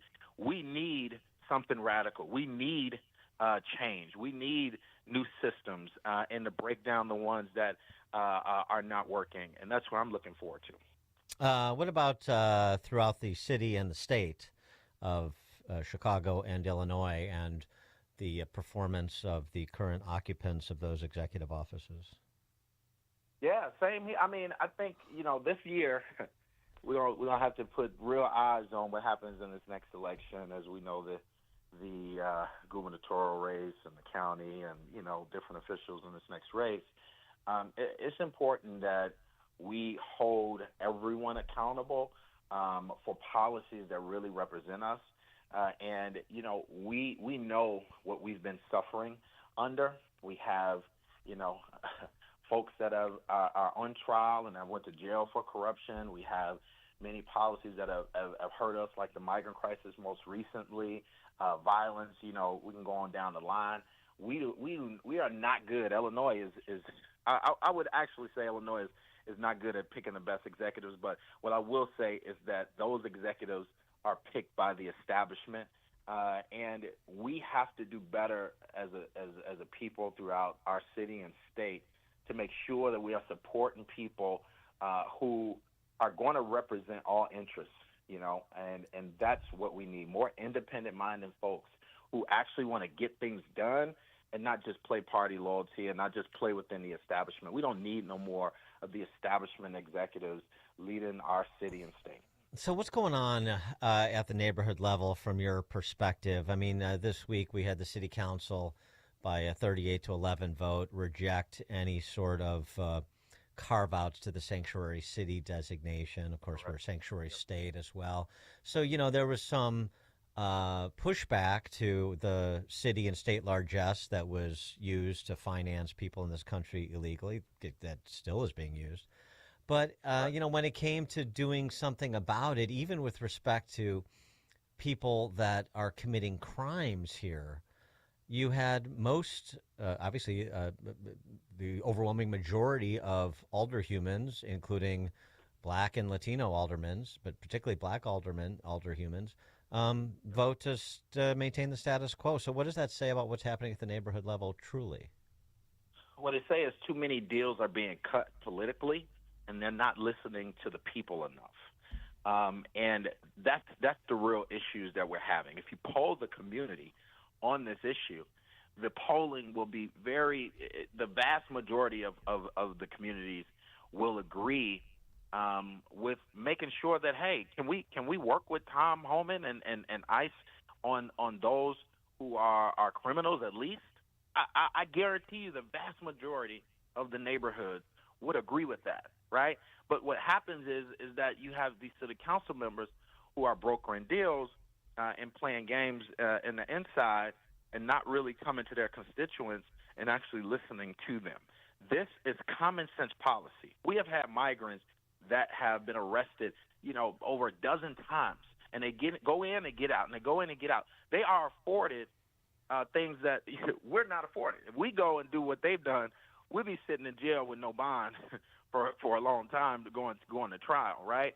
And I think it's insane that we can say, hey, we're going to protect the criminals, and guess what? We're funding them. We're funding their shelter. We're giving them, food stamps, and they're getting a cash stipend, and we're paying 6 months of rent. We are doing so much for a lot of the criminals. Look at what happened with the guy who set the woman on fire in New York, right? Mm-hmm. I mean, we don't. This is utterly insane that you can have people that were deported walk back across the border. We pay for their service, everything that they have, and then they turn around and can burn somebody up on the train, and and not be deported. That's utterly insane. So we got to get back to common sense policy. Well, I don't know if we ever been there, but we got to get to common sense policy and really make sure that we are protecting the citizens, protecting the taxpayers, because that's going to save us money to deport the thousands of criminals who have been arrested, and we need to work with ICE to do that. Jamal Green, have you spoken to Mayor Johnson? Are you two friendly with each other? Yeah, that's about a no. But well, what advice would you have for him? Resign now. I think that Brandon Johnson is in over his head. Yep. To really watch when would the bleeding stop, right? Is what we look at every single day when we look at the city of Chicago, the leadership that he's displaying, the folks around him in his office, all the different scandals every day. I mean, the committee reports that just came. I mean, they can't even file committee reports. He's not a good fundraiser. It's just so much that you can go through to say, look, we got to stop playing games or real life situations. We know that Brandon Johnson is not the best executive to lead the city. Everybody know, I probably was Brandon Johnson's biggest critic during the race. I did not endorse him, and I made clear to say, hey, I've been knowing this guy many years. This is not who we want as mayor. There's many clips to show that. And, hey, we're here now. But now that people see, we gotta make sure that the next election that we are choosing someone who is, can lead, who can govern, who can be independent, who can put the right people around them, not just more establishment candidates who just gonna get in there and be a puppet. We got to do different next election, and I'm looking forward to seeing what happens. What's your advice for J.B. Pritzker? Is the same advice you offered to Brandon Johnson? To J.B. Pritzker, and this is campaign year, right? Uh-huh. I think that he has to be very careful at how he's moving, and I think what JB has done this, most recent is he's trying to distance himself from being a part of the Brandon crowd and kind of making sure that he's different from Brandon in people's eyes. But is he? We had this discussion but earlier in the week. But is he Right. different? He and now Ali G is doing the same dance, trying to distance himself from Brandon Johnson. LaShawn Ford's filing legislation for recall, and it's all very easy. Everybody's telling us to focus on Brandon Johnson, pile on Brandon Johnson, and I'm obviously no defender of Brandon Johnson, but But J.B. Pritzker and that power structure at the state level, it's the same thing. Yeah. I think that, what JB has done different, right, that makes people not look at him as much as they look at Brandon, is they have governed and marketed in a way where, they look like they're doing what they're supposed to do rather than people actually talking about what they're actually doing, right? And that is what I want to see this year and see what happens in a campaign, because in campaign season, you can have candidates emerge that can put a lot of these things on Front Street, right? We know that JB wants to run for president at some point, and I think he's going to have to be very careful at how he moves in this next year and the campaign season. But like you said, we've had a lot of these same things go on all throughout the state and the city level and county level for so long. I mean, let's look. We got the county board president race coming up. Is Tony back in? Who cares if she is? Where's the candidate, right? This is the time where there needs to be real reconstruction of politics in our state. We need a new head of, Tony shouldn't be heading the Democratic Party right now. This is insane. And if we continue to keep the same old politics and the democratic structure of all of these years, people are going to continue suffering, and people are not going to have trust in these politicians, and the voter turnout just continues to decrease. We need a full reconstruction, and that's what I want to see in this next election. Well, maybe this year it'll be bad enough for people to connect dots and make different choices. Maybe. We'll see. Well, it's about the candidates, and that's the issue. Yeah. They do good at getting rid of the best candidates and buying them off and moving them to the side. But if we have decent candidates, I think that you can see a huge shift. Are you going to be a candidate again for mayor when the time comes? I have no idea. Truthfully, it's not something that I've even looked at or made a decision on. Trust me, all of the folks who are parlaying, trying to run for mayor, they all have called me and met with me. So I know that the conversations are starting. But, at the end of the day, I want what's best for this city. I want what's best for this state. And I don't want to see a continue of the Illinois corruption and the establishment where the people are losing. And so however we can get there, I'm on that train. Jamal Green, former candidate for mayor of the city of Chicago, a real estate professional as well. Jamal, thanks for joining us again. Appreciate it. Thank you so much. I appreciate you. Thank you. And he joined us on our turnkey.pro answer line. It's news, opinion, insight. This is Chicago's Morning Answer on AM 560.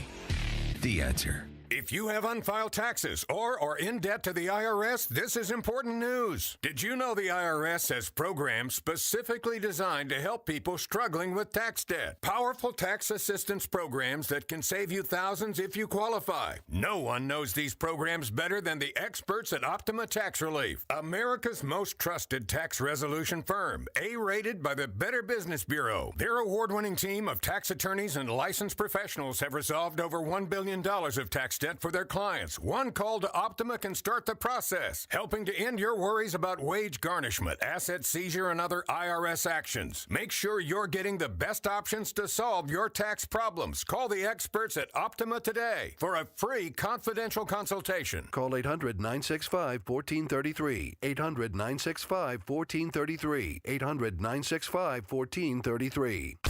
Optima Tax Relief. Some restrictions apply. For complete details, please visit OptimaTaxRelief.com. Can't wait to take it. Balance of Nature. Why? Well, I'm not getting enough fruits and veggies on my own, and that's where Balance of Nature comes in. 6 capsules. You're getting several servings of 31 different whole fruits and vegetables. It is the best. People take it, swear by it. So be one of the cool kids. Get your supplements of Balance of Nature today. The number to call is 800-246-8751. 800-246-8751, or simply go online to balanceofnature.com, and be sure to use that discount code Chicago. You said bye-bye to big government. Now it's time to trim the fat from big wireless. Pure Talk gives you the exact same service. They use the same cell towers, the same 5G network. You get better customer service, and you pay half the price for the exact same thing. Get unlimited talk, text, 15 gigs of data with mobile hotspot for just $35 a month. Make the switch. You simply dial pound 250, say the keyword, save now, save an additional 50% off your first month. Pure Talk, America's wireless company. The following heartwarming yet informative scene is brought to you by Trust and Will. Son, your grandpa and I used to work on this car together, and when I'm gone, I want you to have it. Wow. Thanks, Dad. Doesn't count. What you need is a will. Luckily, Trust and Will makes it easy. Designed by attorneys, but customized by you, you can easily create a state-specific, legally valid document that actually counts. Now, let's hear this tiger purr, am I right? Start your will at trustandwill.com. Use offer code COUNT for 10% off and make it count. Trust and Will is an online estate planning service. For details, see trustandwill.com. It's a new year, but the need continues. Hi, Amy Jacobson here to let you know that you could still be part of our annual Food for the Poor campaign. We are working to provide food for a year and access to water to children in Latin America and the Caribbean. And we need you to help us reach our goal. We are so close, especially if you own or run a business or make the marketing decisions for a business. You can still become a business benefactor by making a tax-deductible gift of $2,500 to Food for the Poor. That gift will feed 50 children for all of 2025. And to show our appreciation for your generosity, AM 560 will give you 40 one-minute commercials to air right here on the station between 5 a.m. and 8 p.m. Monday through Friday at no additional cost to you. To take advantage of this amazing deal, just call Anjanette Natowski at 847-472-8951. Again, 847-472-8951 or go to 560theanswer.com/foodforthepoor. AM 560, The Answer.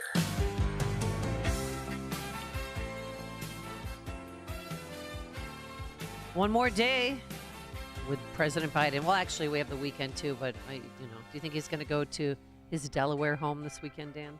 Couldn't be less interested. Yeah. Coming up at 8:08, former con law professor John Eastman to talk lawfare as well as cabinet confirmations. That's 8:08. But now let's head into the newsroom. Here is Mike Scott. A Cook County judge reassigned for releasing a man later accused of killing his wife. Defense resting in the Michael Madigan corruption trial. CPD is still searching for two suspects that are wanted in the murder of an Army veteran. The Illinois State School Board has its budget set for the upcoming fiscal year. Amtrak is canceling several Chicago area trains in advance due to cold temperatures next week. Blackhawks go down against the Predators. Northwestern beats Maryland at the buzzer. WIND Chicago News Time, 8 o'clock. It's what the families of hostages still held in Gaza want to hear. I'm Dave Anthony, Fox News. Israel's security cabinet has just approved the ceasefire deal Hamas agreed to, and it goes to the full cabinet later, paving the way for the first phase of the deal that include a prisoner swap. Israel will release Palestinians in exchange for 33 hostages Hamas has held since the 2023 attack that triggered the Gaza war. It's never ideal, obviously, when you're releasing terrorists back into the arms of Hamas. Republican Congressman Mike Lawler tells Fox Business. 7 Americans are still being held, 4 deceased, 3 presumed living. I have met with every single one of their families on multiple occasions. We want them home. The Trump nominee to be Homeland Security Secretary is at the Senate now for a confirmation hearing about to start. South Dakota Governor Kristi Noem plans to tell senators Americans feel less safe now. I think she shares the president's concern and really all of our concern, really all of America's concern about, making sure dangerous people aren't coming across the border. Republican Senator Rand Paul chairs the hearing committee and tells Fox he thinks Noem will get some Democrat support. 3 days before he leaves office, President Biden warns us again, telling MSNBC. I really am concerned about how fragile democracy is. Now, he also made history this morning, commuting the sentences of nearly 2,500 nonviolent drug offenders he says got disproportionately long prison time. All the Biden pardons and commutations now are more than any president ever.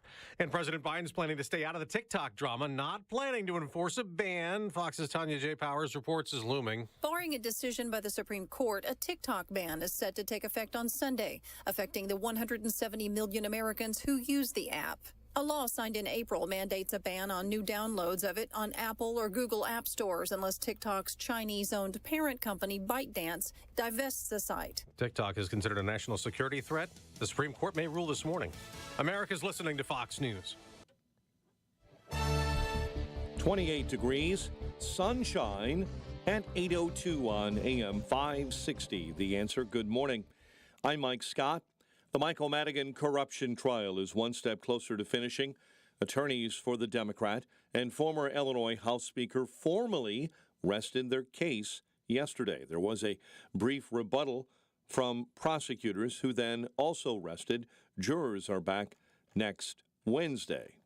Chicago housing authorities being ordered to pay more than $24 million in damages, part of a lead poisoning lawsuit brought by two residents. And what they found was that the lead paint concentrations inside this home were excessively high, the paint was deteriorated, and there was lead dust present.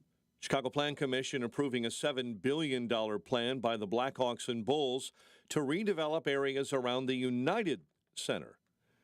Chicago businessman is going to federal prison for bilking elderly homeowners in a reverse mortgage and home repair scheme.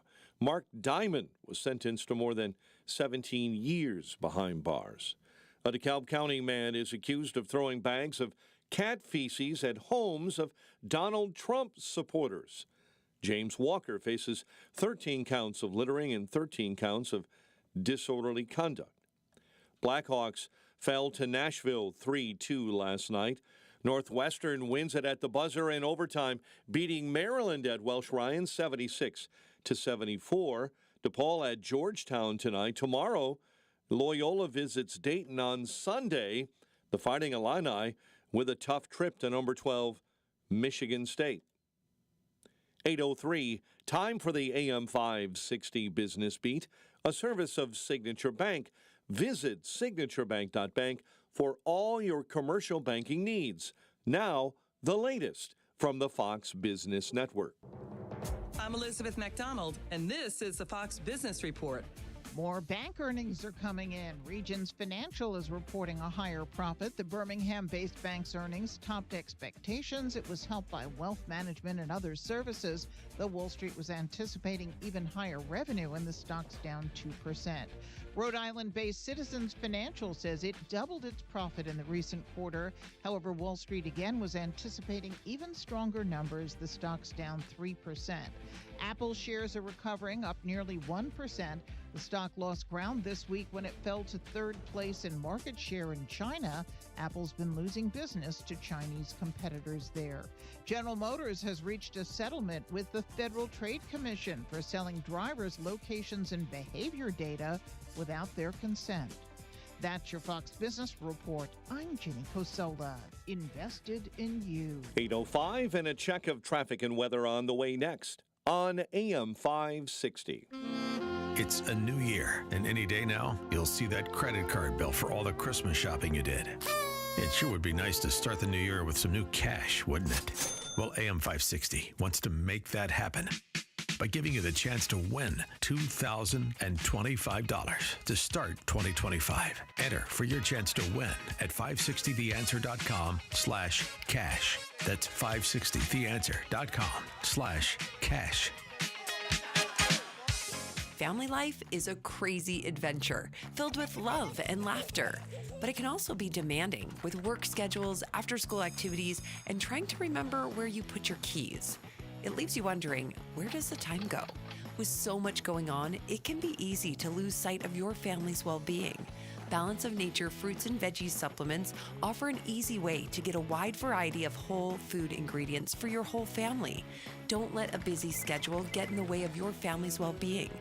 Start your journey with Balance of Nature supplements today. Call 1-800-246-8751 or go to balanceofnature.com and sign up as a new preferred customer to get 35% off your first preferred set with free shipping and our money-back guarantee. That's 1-800-246-8751. Don't wait. Go to balanceofnature.com or call 1-800-246-8751 and get this special offer by using discount code CHICAGO.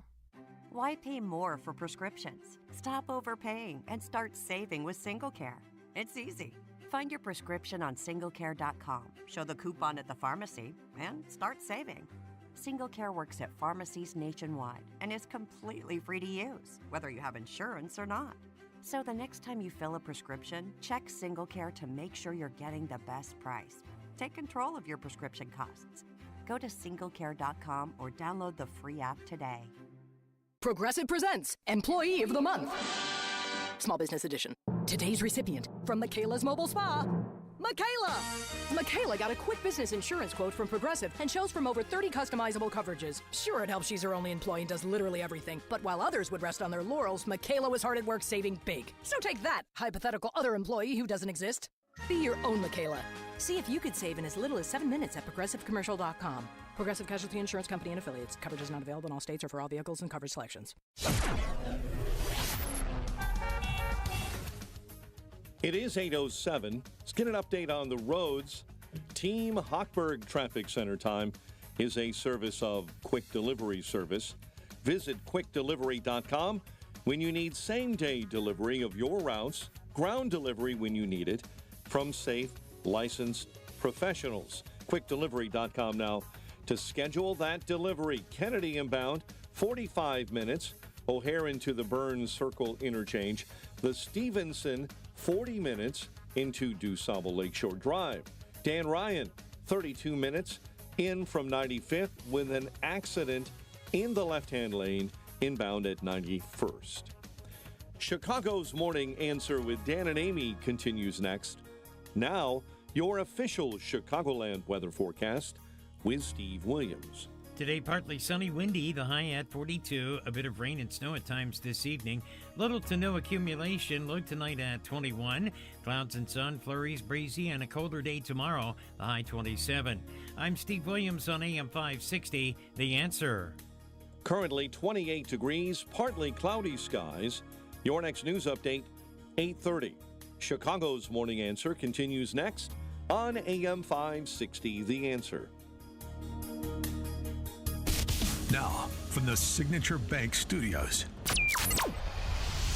this is Chicago's Morning Answer with Dan Proft and Amy Jacobson on AM 560. The Answer.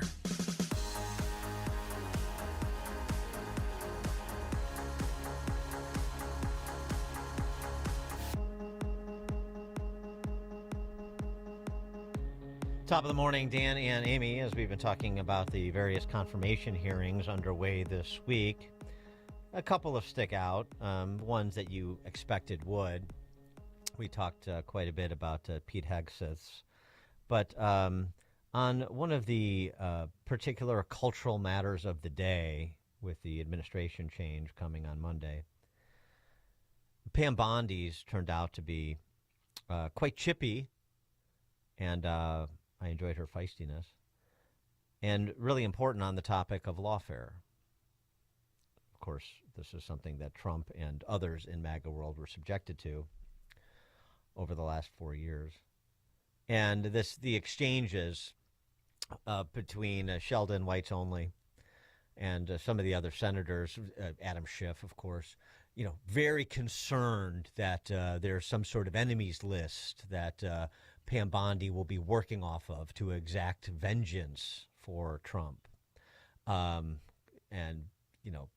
projected questions like, are you going to prosecute journalists and so forth? So the typical sort of all the things we've done, we certainly hope you won't do to us. All the things we've done to you, please don't do to us, because that would, run afoul of our democracy and so on and so forth.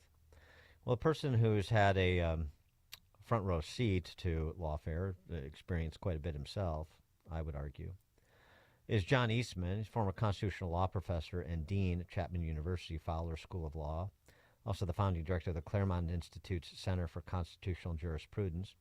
He has a new documentary entitled The Eastman Dilemma, Lawfare or Justice.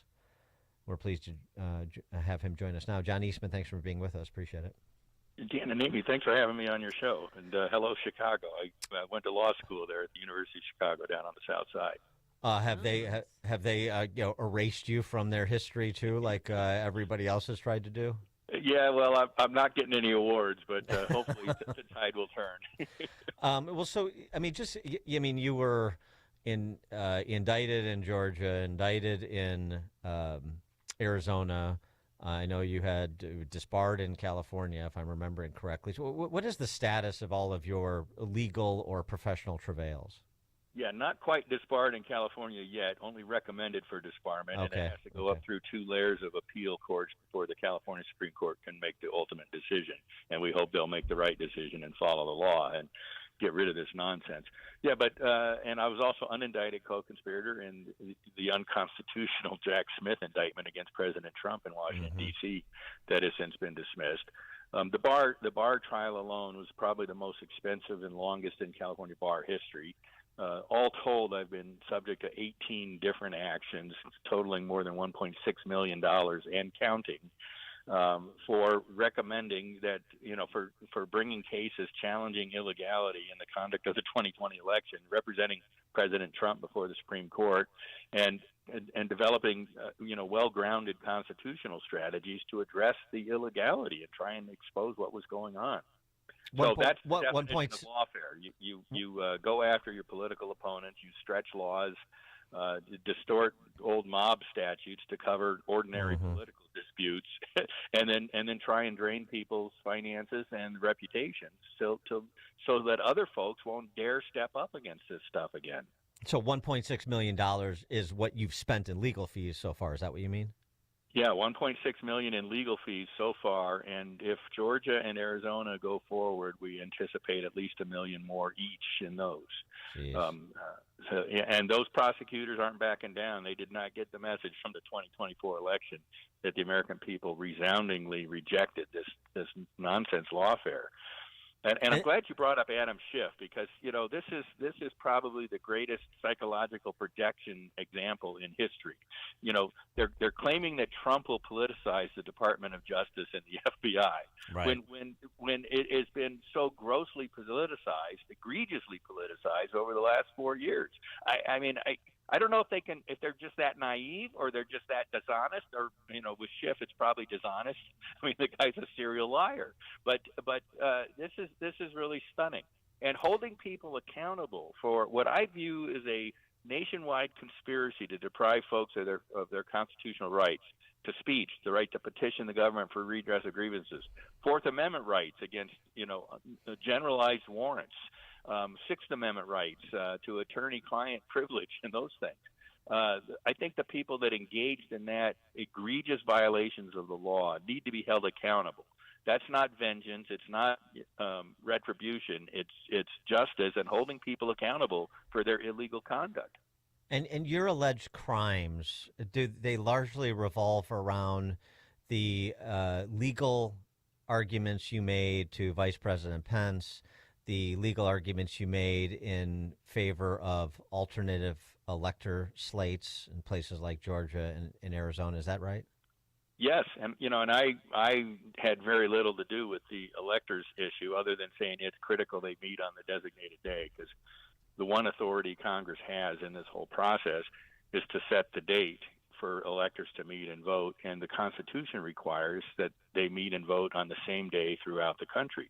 And so if there were pending challenges and they didn't meet and vote, and Trump ends up winning those challenges, the electoral votes probably can't be counted. So that was it. I said it's important to meet on that day, and for that, I'm subject to a mob RICO crime and indictment in Georgia, racketeering enterprise. Seriously, a conspiracy to commit forgery. I mean, nobody forged anything in Arizona. They signed their own names to it. This was not hidden. It was clearly contingent on the pending litigation. But this is the way they do it. They distort the statute. There's another one that a lot of the J6ers were charged with. The Supreme Court finally struck down last June. But it was, again, a mob witness intimidation statute with a 20-year felony penalty. And then after Enron, they added, or you destroy all your documents to avoid criminal prosecution, or otherwise try and obstruct a proceeding. Well, they took that otherwise clause and said, well, anybody that's protesting at the Capitol, that's a 20-year felony. Right. Now, I'm waiting to see if the protesters at Pete Hegseth's confirmation hearing get charged with a 20-year felony. They were taken out by Yeah. force. Well, and They were taken out, but I'll bet released without putting jail time, unlike the J6ers. Well, that's right. I Good mean, and point. you're referencing that. I mean, the ridiculous bastardization of that Sarbanes-Oxley law for the purposes of persecuting J6ers and others, interrupting an official proceeding. The interesting thing about your case too is even people who are detractors. It's John Eastman gave bad legal advice. It's a good thing Vice President Pence didn't listen to it, or that they shouldn't have pursued alternative electors. They detractors will still say, well, but that's just bad legal advice is not criminal if I think the legal advice is bad. And also, I mean, you weren't in no position to impose what you thought should be done. You're offering legal counsel to actors who do have the power to make that choice or an alternative one. So, I mean, that's where this whole thing is completely off the rails, un-American. The idea that even if you disagree with the legal advice, that disagreement turns into something that is criminally prosecutable. I mean, what a standard that sets. Well, no, and to put it in the language of the First Amendment, I was petitioning Mike Pence, the decision maker, for redress of grievances. Petitioning the government for redress of grievances is an explicitly protected constitutional right in the First Amendment. And there were other presidents in our history, 6 or 7 times, when they have resolved on their own disputes over electoral votes. Mm-hmm. So they can say that, well, there was no basis for exercising that power here. You were wrong on the facts. Or they can say you're wrong on the law, even though it's an open constitutional question, and even though there's historical precedent for it, we disagree with your interpretation. But you're absolutely right. The notion that that's not just criminal, but felony criminal with 20-year felony sentences stacked on. In Georgia, I'm subject to 9 different counts. A couple of them have been dismissed now, but I think the total was 45 years. I'm near retirement age. I mean, that's until I'm 100. They want to put you in prison. This is an abuse of our criminal justice system, the likes of which we've never seen. And it's a Soviet tactic. The famous head of Stalin's secret police, Lavrentiy Beria, said famously, show me the man and I'll show you the crime. They have identified Trump and the people that supported Trump that they don't like and they want to go after, and then they have scoured the law books to see if there's something that can be distorted to cover that conduct so that we can bring criminal charges against these guys. And even if we fail, we will bankrupt them in the process. And more importantly, send a message to any other lawyer, any other supporter of Trump: don't you dare challenge the government's narrative or we will destroy you. And that's what's going on. And it is an abuse of the criminal justice system that I think the people that are doing it have to be held to account. Is there anything Trump can do to help you once he becomes president on Monday officially? Well, the federal case against him was dismissed, and I was unindicted co-conspirator alleged in that one. And so that's gone. But as far as, issuing pardons or stopping the state court proceedings, he really has no authority. However, the Department of Justice, if I'm right about this, is a nationwide conspiracy to deprive people of their civil rights, and there's collusion. We know there's collusion between nonprofit groups. The Arizona Attorney General, for example, hired a group called States United Democracy Center to prepare the prosecution memo. Now, they are a violently anti-Trump partisan organization. They're the ones that filed the bar complaint against me in California. The AG hiring them to do the prosecution strategy is kind of like hiring a fox to prepare your safety plan for your chicken coop. I mean, it's insane. And so the nationwide conspiracy to deprive people of civil rights is a federal felony. And I think the Department of Justice should and likely will investigate that, and if warranted, bring indictments. Well, there's another nexus, too, on that score, which is the Colangelo, the guy that was dispatched from Justice to go up and advise Alvin Bragg on the prosecution of the Trump case in Manhattan. So, to your point, in terms of legitimate basis for investigation. And the DA's lover down in Georgia, spent a day in the White House counsel's office. Right. He says, "Oh, we didn't talk about the Georgia case," but he billed the Georgia case for that time. So either he's submitting false bills or he's lying about what the meeting was about. So, yeah, there's lots of stuff like this that, if fully investigated, actually yield what I believe will be found.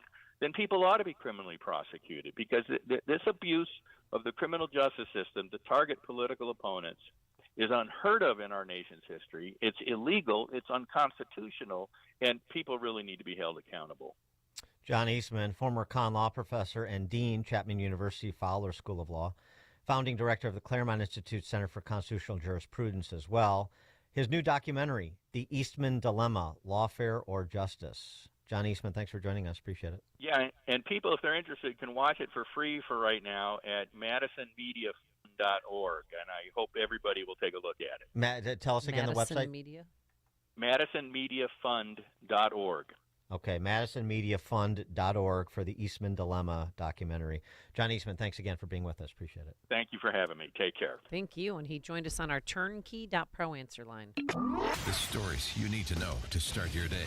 This is Chicago's Morning Answer on AM 560. The Answer. Family life is a crazy adventure filled with love and laughter, but it can also be demanding with work schedules, after-school activities, and trying to remember where you put your keys. It leaves you wondering, where does the time go? With so much going on, it can be easy to lose sight of your family's well-being. Balance of Nature fruits and veggie supplements offer an easy way to get a wide variety of whole food ingredients for your whole family. Don't let a busy schedule get in the way of your family's well-being. Start your journey with Balance of Nature supplements today. Call 1-800-246-8751 or go to balanceofnature.com and sign up as a new preferred customer to get 35% off your first preferred set with free shipping and our money-back guarantee. That's 1-800-246-8751. Don't wait. Go to balanceofnature.com or call 1-800-246-8751 and get this special offer by using discount code CHICAGO. This is Carol Platt, Liebau for townhall.com. 60 Minutes isn't the must-see TV it once was, but it aired a recent interview with outgoing FBI Director Christopher Wray that by rights should be grabbing everyone's attention. Wray disclosed that China has successfully inserted malware into America's critical infrastructure. Our top foreign adversary can wreak havoc on our water treatment plants, transportation system, electric grids, and natural gas pipelines whenever it chooses. Wray essentially admitted that our enemies hold a death grip over our domestic security and our economy. But during his tenure, the FBI prioritized things like rounding up January 6 protesters and targeting Catholics and parents at school board meetings. Perhaps Americans now suspect they'd be safer and more secure had Wray's FBI paid more attention to China than to Washington politics. Let's hope Christopher Wray's politicization of the FBI doesn't end up costing all of us dearly. It's a new year, but the need continues. Hi, Amy Jacobson here to let you know that you could still be part of our annual Food for the Poor campaign. We are working to provide food for a year and access to water to children in Latin America and the Caribbean. And we need you to help us reach our goal. We are so close, especially if you own or run a business or make the marketing decisions for a business. You can still become a business benefactor by making a tax-deductible gift of $2,500 to Food for the Poor. That gift will feed 50 children for all of 2025. And to show our appreciation for your generosity, AM 560 will give you 40 one-minute commercials to air right here on this station between 5 a.m. and 8 p.m. Monday through Friday at no additional cost to you. To take advantage of this amazing deal, just call Anjanette Natowski at 847-472-8951. Again, 847-472-8951 or go to 560theanswer.com/food for the poor. AM 560, The Answer. Open mic! Open mic Friday! Call it now! Open mic Friday! Yes, it's that time of the week, Open Mic Friday, taking your calls with comments, compliments, criticisms, concerns, general crack pottery. We'll take it all, 312-642-5600, Turnkey.pro answer line. And we begin, as we are wont to do, with Turnkey.pro founder David Kolsak. David? Good morning, Dan and Amy. I have to say that I like Pam Bondi, right? Now, you can judge her on the way that she looks, and she's a little bit like the girl next door. But when she talked, she's quite impressive, right? I thought she did a great job holding her own before those opposition senators. I think that she actually beat down Watermelon Head Schiff and Mr. Stolen Valor himself, Blumenthal. It was hard to watch, but the way that she stood up for herself, especially when she was insulted, was riveting. I think her sparring there was a clear signal that she and the rest of the nominees are pretty comfortable knowing that they've got the votes. But I think one of the most important exchanges during that hearing was when Schiff pressed Bondi to admit that Trump lost the 2020 election. She responded by saying, "I will never play politics. You're trying to engage me in a gotcha. I won't do it." And this is where it gets interesting. She said, "I will not engage in any politics with any ongoing investigation, like you did leaking your colleague Devin Nunes's memo." So ongoing investigation, you say? Interesting. But what I really wanted to talk about today was the fires in LA. I happen to know that area quite well, as I spent a year and a half out there trying to make it as a bass player. So instead I worked at a restaurant right there at Pacific Coast Highway where it meets Sunset Boulevard, a place called Gladstone's for Fish. It might still be there. I'm not sure if it burned, but that's really near the famous row of houses that they show that are burnt down on the PCH lining up to Malibu. I would drive those areas frequently, and I attended my fair share of parties in the Palisades. There were some huge homes up there, but it's not just rich people. You know, Altadena is a normal town with working people, and you referenced that in your show yesterday. So I find it interesting that you first had Lahaina with a very similar set of circumstances, looked like a test run, and now you've got the biggest, most costly natural disaster in modern history in Los Angeles. This is, to me, a story of intention. Regardless of how it started, they let it burn. Have you seen Gavin Newsom doing various interviews on podcasts? You know, he's swaying back and forth. He's like nervous, right? He looks like he's scared, and he should be because he's the bag man. I mean, there was a stand down issued on fighting the fire, much to the protest of the firefighters, and you're starting to see these firefighters come forward in light of this destruction and death. They should come forward, and you have to see the irony that State Farm canceled all kinds of fire insurance policies just months ago in California, right exactly where those fires were. And then they host an NFL wildcard game that was moved because of the fires to State Farm Stadium in Arizona. The irony of that.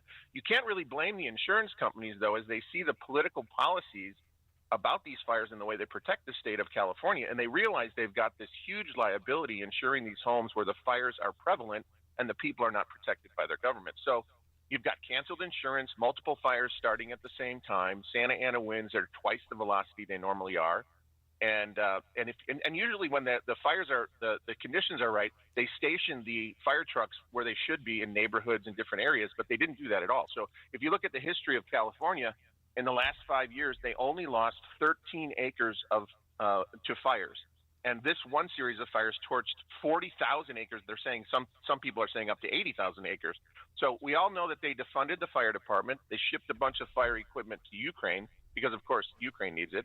And you've got empty reservoirs and fire trucks that are sitting in maintenance yards without the means to fix them. And this one family, the Resnick family, who owns the wonderful companies, owns the right to 60% of all the water in California. I don't know how that's possible. And their companies consume 130 billion gallons of water annually to grow pistachios and pomegranate. They also own Fiji water. So they cut the budget, drain the reservoir right before the fire season. They don't test the fire hydrants. They leave the power grid on. They don't cut the brush and eucalyptus, which is super flammable. And who makes these decisions? It was not incompetence. It was intentional. They sent firefighters home rather than calling them in. They had 5 trucks out of 40 at the ready. When they had finally the personnel, they didn't have the vehicles or the water to fight the fires. So when you look at the fires, you have to look to see who would benefit from them. There's already a plan, and I would contend, Gavin Newsom said so himself, we're going to build back better. How do you assemble land in one of the most expensive places to live in the United States? You cancel insurance policies and you start fire. Scorched earth. You've got smart city right there. You've got one smart city right after another. 15 minutes from everything you need. This falls at the feet of Gavin Newsom, and his hopes of getting in the White House are gone. Accountability can't come fast enough. The question is, will we ever see it? Okay, thank you, David. Appreciate it. 312-642-5600, turnkey.pro answer line. Take some calls before we maybe throw in a couple of other topics. I do want to get to our good friends in Oak Park. David in Winnetka, you're on Chicago's Morning Answer. Hey, good morning, guys. Happy Friday.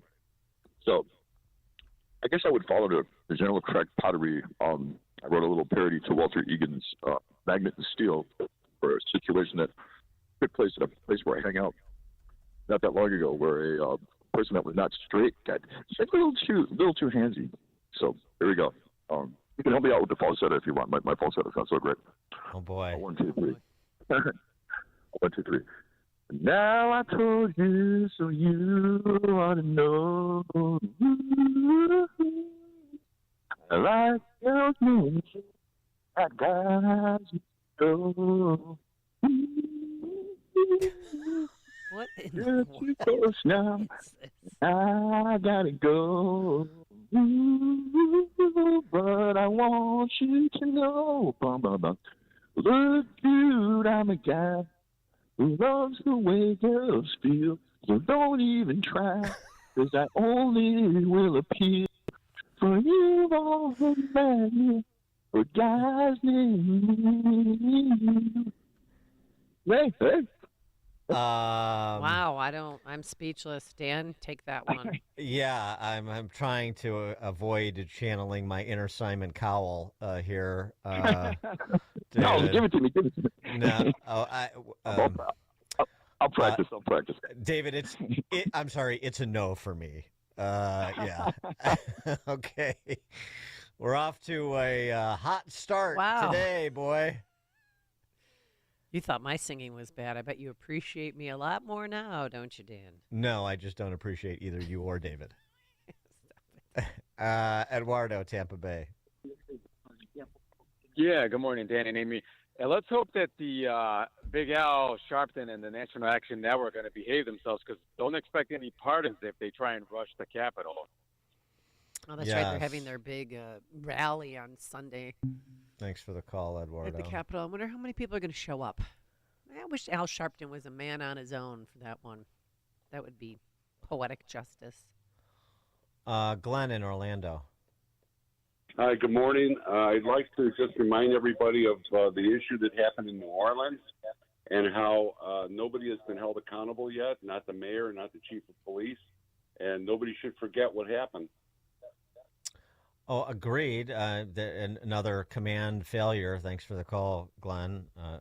Or I don't know, David Kolsak probably has a theory about how that was intentional. But what I would say, another command failure, and we talked about it, that police chief, that mayor, those bollards being offline on Bourbon Street there. The police chief's blithe ignorance to barriers that were actually in the police department's possession that could have been put on that street. She had no idea about them. No idea. And to replace the bollards pending the upgrading of them and so forth. Yeah, right. Big blue cities and states and their awful governance. As we talked about with Noah Rothman this week, and I had mentioned it before, it's boring. The nuts and bolts of public safety and municipal governance, it's boring stuff. These are people who are the great protectors of democracy. They're global citizens. They're too busy reshaping the world in their image to be, bothered about bollards or brush next to electric lines in the hills of the Pacific Palisades, or prosecuting people in this country illegally who've committed crimes, or legally who have rap sheets. All of that is so quotidian. They have big things they're doing. They can't be bothered with the petty concerns of their constituents. Mike in Yorkville. Good morning, Dan and Amy. Just listen, of course, that last gentleman singing, I would have given him the golden ticket, but I will say I'm not a judge. Anyways, just listen to how the stories you hear about Los Angeles, it almost sounds like the movie Demolition Man. They're trying to get rid of the place, set up Taco Bell as the only place to go eat, whatever it could be. Don't know, but it almost seems like it's foretelling of what's going to happen. And then finally, your one guest that just listened to, talk about disheartening, just listen to that poor guy spending that much money on legal fees. And I remember teaching my kids about this. Why is it the Patriots in this country have to go broke, lose their money, their businesses, and everything else, while the evil people get to go ahead and just they get the wealth, they get the good things, they get people that want to back them. And I said we have to change the mentality of that. Those people, there's many people even in the state of Illinois that I've known, they've gone after state officials, governments, or even people of the state, and just they use their power to manipulate to go after those people that whistle blew on them, were just like that gentleman did. But we never hear about them. Mm-hmm.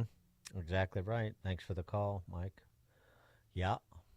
Oh, and by the way, Gavin Newsom took a break from the left-wing podcast circuit to produce a video message to Donald Trump and Mike Johnson. Take a listen. Well, highly produced. Yeah, must have put a lot of time in. Yep, he sure Yeah. did. You know, They're in so makeup too. Don't forget about that. Well, he's focused. He's got his eye on the ball. He's worried about his political fortunes, and that's the most important thing: is Gavin Newsom's political future. Never in California questioned whether or not we as taxpayers in the largest state in the union should support the people of Louisiana at a time of emergency and need. We never conditioned it. We never talked about putting the full faith and credit of the United States of America with the debt ceiling bill so we can get tax cuts for billionaires and corporations that don't need it, and then put at risk the lives of hundreds of thousands of Americans that happen to live in California, a state with millions and millions of Trump supporters, Speaker Johnson and Mr. President-elect. Millions of your supporters are out here. They need your help. They need your empathy. They need your care, whatever compassion you can express, as opposed to condemnation and divisive language that has aided and embedded nothing except mis and disinformation that's flamed fear and flamed a lot of anxiety for folks that are simply trying to recover. And at the same time, our first responders trying to address the emergency at hand, which still hasn't been fully buttoned up. Mm-hmm. Yeah. Again, the great protector of the huddled masses in California. You know what I would do is, if I was Trump, to respond to Gavin Newsom? What? I would dispatch my newly minted special ambassadors to Hollywood, Mel Gibson, Sylvester Stallone, and John Voight. Gentlemen, could you go discuss these matters with Governor Patrick Bateman there? That would be something to see. I would love Gibson, Stallone, and Voight and Newsom. Have a little round table. Put it on TV. Go to the French Laundry. I don't care. Do something. Yeah, sure. They Over could lunch at the sponsor it. French Yeah. Laundry. Perfect. Just do it. Maybe with a nice bottle of wine from one of Nancy Pelosi's vineyards. There you go. Uh-huh. I want to say something too, but later in the show. If we have Tom in Blue Island. Hey, Dan and Amy, happy Friday. Gavin Newsom is maybe the biggest scumbag in the world, and anyone that thinks that he wouldn't participate in a stolen election in 2028, yeah, they need some psych help. But regardless, I just want to disagree with Mike a little bit from Yorkville. I found John Eastman's interview to be heartening. You can hear spirit in his voice, and I hope that positive results are ahead of us. I have a friend in Posen, which is the neighboring village to Blue Island here. He walked into the Capitol for 30 seconds, and you would need to do an interview with him, Dan, to describe what he went through. This guy was a federal contractor. He lost his security clearance. He drives rideshare now, and he loves it, which is crazy. But to what Mr. Eastman says, there has to be a reckoning for these people. There has to be a raveling of what they unraveled in this country. Otherwise, this will just happen again. Thanks for the call, Tom. Yeah, I'm inclined to agree. Go wherever the facts lead, where there's a legitimate basis for investigation. And as we talked about with and this is Mike Davis has made the same argument, former Gorsuch law clerk and founder of Article 3. This idea of the deprivation of somebody's federal civil rights and a conspiracy to do so. I think there's enough evidence to certainly investigate and go where the facts lead. Oh, Joe in Arlington Heights, the poet laureate of Chicago's Morning Answer. Oh, yes. Hi, Good Stan morning. Rich. Good morning. Wednesday between 6 and 7 a.m., you guys covered 2 stories in a row where the comments being made were so ridiculous by the people being recorded. One was the Congress people talking about the threat of pedophiles taking advantage of Title IX protection, keeping boys out of girls' sports. And it made me think, you don't need anybody to check. We use dogs to sniff for drugs and bombs and stuff, so dogs could do the job. So I just put together a limerick on the subject. It's called No Pronouns. Oh, Never wonderful. tell dogs your pronouns, be they terriers, toys, or hounds. They sniff and they sniff, but with just one whiff, they know what pronoun they found. Pretty good. Always delivering. I like it. If you will allow me to use fire checks, when I heard how much money the fire chiefs were making in LA, I penned a second limerick called Fire Chicks. I'm a diversity hire. I want to fight fire. I smell smoke with my nose, but won't touch your hose, and blame others if situations dire. Oh, nice double entendre there, Joe. Uh-huh. Well done. Yeah, very good. Well, I thank like you. it. Thanks very much, Joe. The LA Fire Department, this idea was defunded. No. What did we report? Thanks to the excellent column by Alyssa Finley this week, that the average firefighter salary in LA Fire Department, $200,000, $90,000 worth of benefits on top. The salaries that the assistant chiefs and the chiefs were making, 5% of the budget devoted to wildfire prevention. Yeah, we can talk about fire trucks being offline, but let's talk about the command decisions that were made. Let's talk about what was something like $375 million expended by the fire department to cover pension benefits and healthcare costs in the last fiscal year. That doesn't sound like defunding to me. So, yeah, the conversation needs to be about resource allocation, not just resources. The resource, throw money at it, or any cut is, by definition, an illegitimate cut, or reduction in increase, as is usually the case, is illegitimate. That's the left's perspective. That's the perspective of the central planners and the big government tax eaters. Conservatives lost their way a little bit in this story over the last week. Some did. Dare I? Oh. The Prime Minister, Ogden Dunes, Indiana. Quick and respectful. Amy and Mr. Perspicacious himself, your Prime Minister had a front row lazy boy at the Senate confirmation hearings and now will reveal what Perspicacious, Proft, and the rest of the mainstream media refused to report. Miss Bondage, isn't it true you claim to be a veteran of foreign hairdos? Senator, I have said Cash will roll back DEI. I have a friend who works at the FBI. He spends all day online pretending to be a 12-year-old girl to meet preverts. I don't know what he does for the FBI.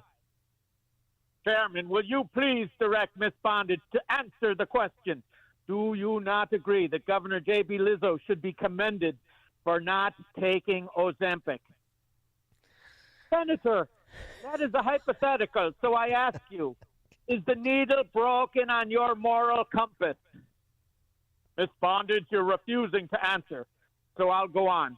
Did you say, quote, these so-called men are competing to be America's first Jewish president?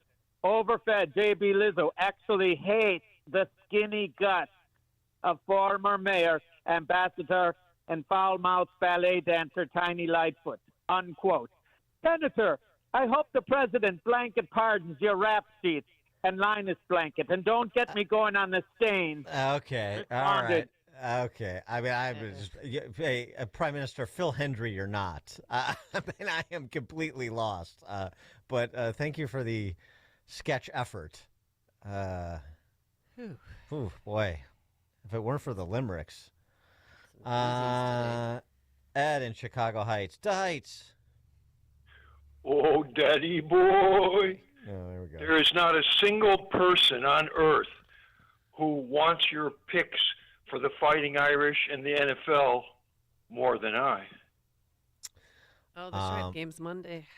Yeah. God, Dan. I mean, I don't see how. Can I preface it, Dan, with I don't see how what? could have got Jalen Carter, who's on Philly. Could have got Jalen Williams, who's on Washington's quarterback. You had Roquan Smith, Pro Bowler, on Balti. And you had David Montgomery on the Lions. So, Mr. Warren plays some politics. You can look up the lawyer's history of crap. Yeah, talking about the Bears' swings and misses. They're too voluminous to detail on the time we have remaining. But I mean, I don't see how Notre Dame hangs with Ohio State. Really? I just don't. I mean, I 9.5 seems like a lot of points, but I don't. I think Ohio State wins in a walk. I really do. No luck of the Irish? I mean, I like Riley Leonard, but Will Howard is a better quarterback. The passing game is stronger. Ohio State's defense is tougher. I mean, Notre Dame escaped Penn State. They really haven't played anybody this year. But they're lucky. Yeah, I think Ohio State has too much speed on the outside, better passing game, better defense. And your four surviving teams for the NFL, Dan? I mean, I like Kansas City to roll on Houston for sure. And I think Baltimore takes off Philadelphia. Mm-hmm. The Lions win. And who am I missing? Oh, Bills. Oh, no. I mean, I'm sorry. It's Ravens and Bills. So I think the Ravens take out the Bills. Philadelphia takes out Washington. Then it's be the Ravens and the Chiefs. I think no three-peat this year for the Chiefs. I think Ravens, and I think Lions, and I think the Lions win it all. Wow. All right? You heard it here first, folks. All right. Thank you. I'll go and bet it right now, Dan. Yeah, go on FanDuel, whatever you do. Thanks for the call. I do it in stages before, you got to see the matchups to know what the spreads are, here. So. All right. Just work on this weekend's game and then build from there, hopefully. Can I just say that KJP is gone? Today's her last day. Yeah, she cried the other day. She's going to be entering a period of reflection in her life. I understand. And finally, I do want to say thank you to President Biden. I don't care about that part. First Lady. What I care about is her and Peter Doocy. They've gone at it, but are they secret lovers? Hi. Thank you, Corinne. If I don't see you again. In the briefing. Thank you for always. You could have stopped taking the hard questions years ago, and you didn't. So we appreciate it. Over 2 years, my friend. This is let's say one last dance, right? I don't know how I'm going to fill my dance card now. How will I fill that void without you? You tell me. You tell me. So start some rumors in here, I guess. How soon until she's on MSNBC? Oh boy. I also wanted to get this into Oak Park. Oh yeah. What about it? The city elders in Oak Park, like the Susan Buchanans of the world. Boy, that's a name that I'll never forget. Susan Buchanan, just like Leslie Sadowski Fugit of Downers Grove. Those two should get together. I bet they'd be besties. They should, because they're both ignorant, hysterical, disagreeable harridans. So they have a lot in common, is my point. Oak Park is recognizing that people need to be not of their right minds in order to live there. And so they have set up Narcan stations.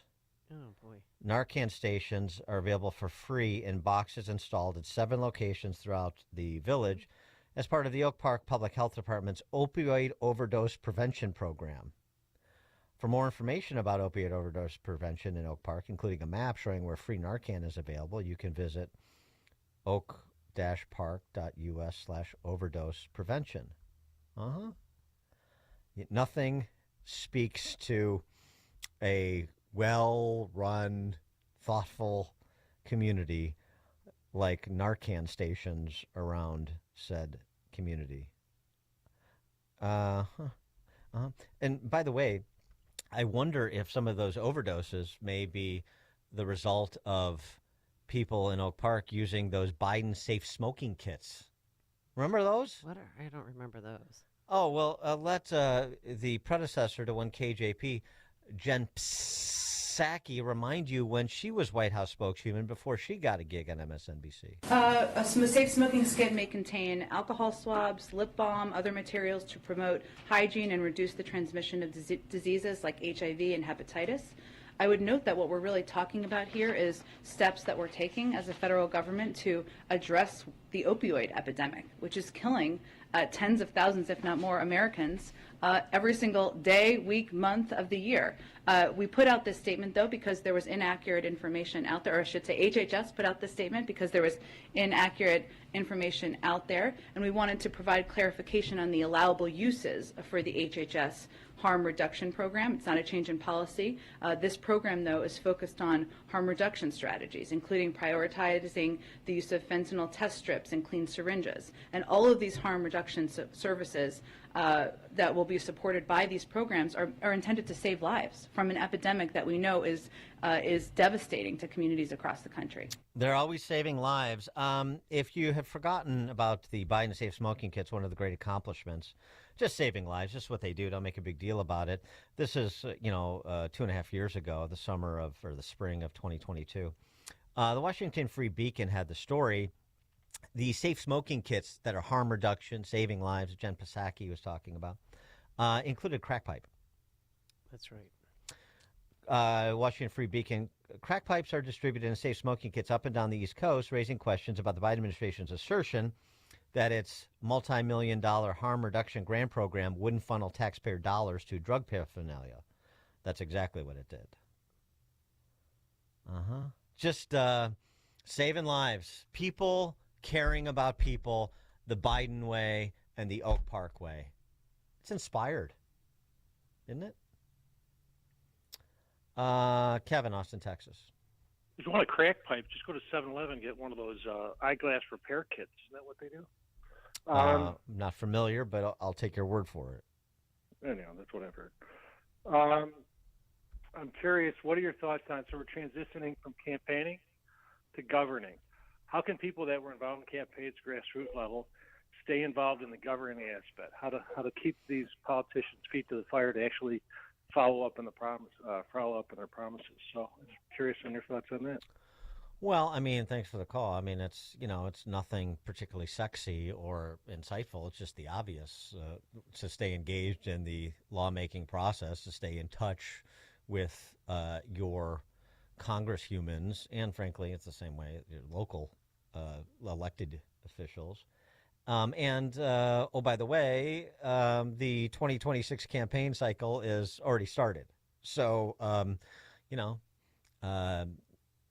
engaging in that process in some material way, volunteering, posting about it, paying attention, being an opinion leader, as I always talk about, distributing information to keep people in the loop who perhaps don't have as much time or attention span for it as you do. I mean, it's just the basic stuff, it's the basic stuff of being civic-minded. Not complicated. Just take some time and a little bit of energy. Rich in Indian Head Park. Morning, Dan. Good morning, Amy. I think the inaugural speech on Monday should be a combination of Martin Luther King and President Trump. It should be free at last, free at last. Joe Biden is gone. We're free at last. All right. Very good, Rich. Thank you. Kip in Stillman Valley. Yeah, real quick. Good morning, my fellow humanoids and Americans out there. Listen, thank you for the Eastman interview. That was wonderful. There is hope in America with our the lawyers out there. But I am disappointed in the American Bar Association nationwide because I cannot believe that the majority of the American Bar lawyers that are in the American Bar Association aren't raising holy heck about what has happened with the Biden administration. Thank you very much, and enjoy Monday. Bye now. Thanks for the call, Kip. I wanted to also get this in, too. I mean, we talked about David Lynch. We talked about Bob Uecker. This is not a passing, thankfully, but this was a rather bizarre statement that was made by a Hollywood actor whose name you might not recognize, but I'm sure you would recognize him if you saw him. His name is Djimon Hounsou. He is from, I think, West Africa, and he made his way to France, and then he was discovered after doing some modeling by Steven Spielberg, and he appeared in the Spielberg film Amistad, and then he went on to star with Leonardo DiCaprio in Blood Diamond. Okay. Remember him now? Yeah.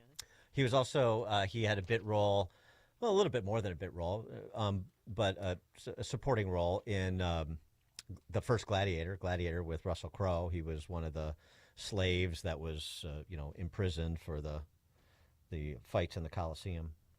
Became an ally of Crowe, if you remember that film. Anyway, he and I think he got an Oscar nomination for Blood Diamond, but I'm not sure. Anyway, he's not particularly grateful about his career in Hollywood, and he's making no bones about it. He's saying this to CNN. I just came off the boat and off the streets where Steven Spielberg,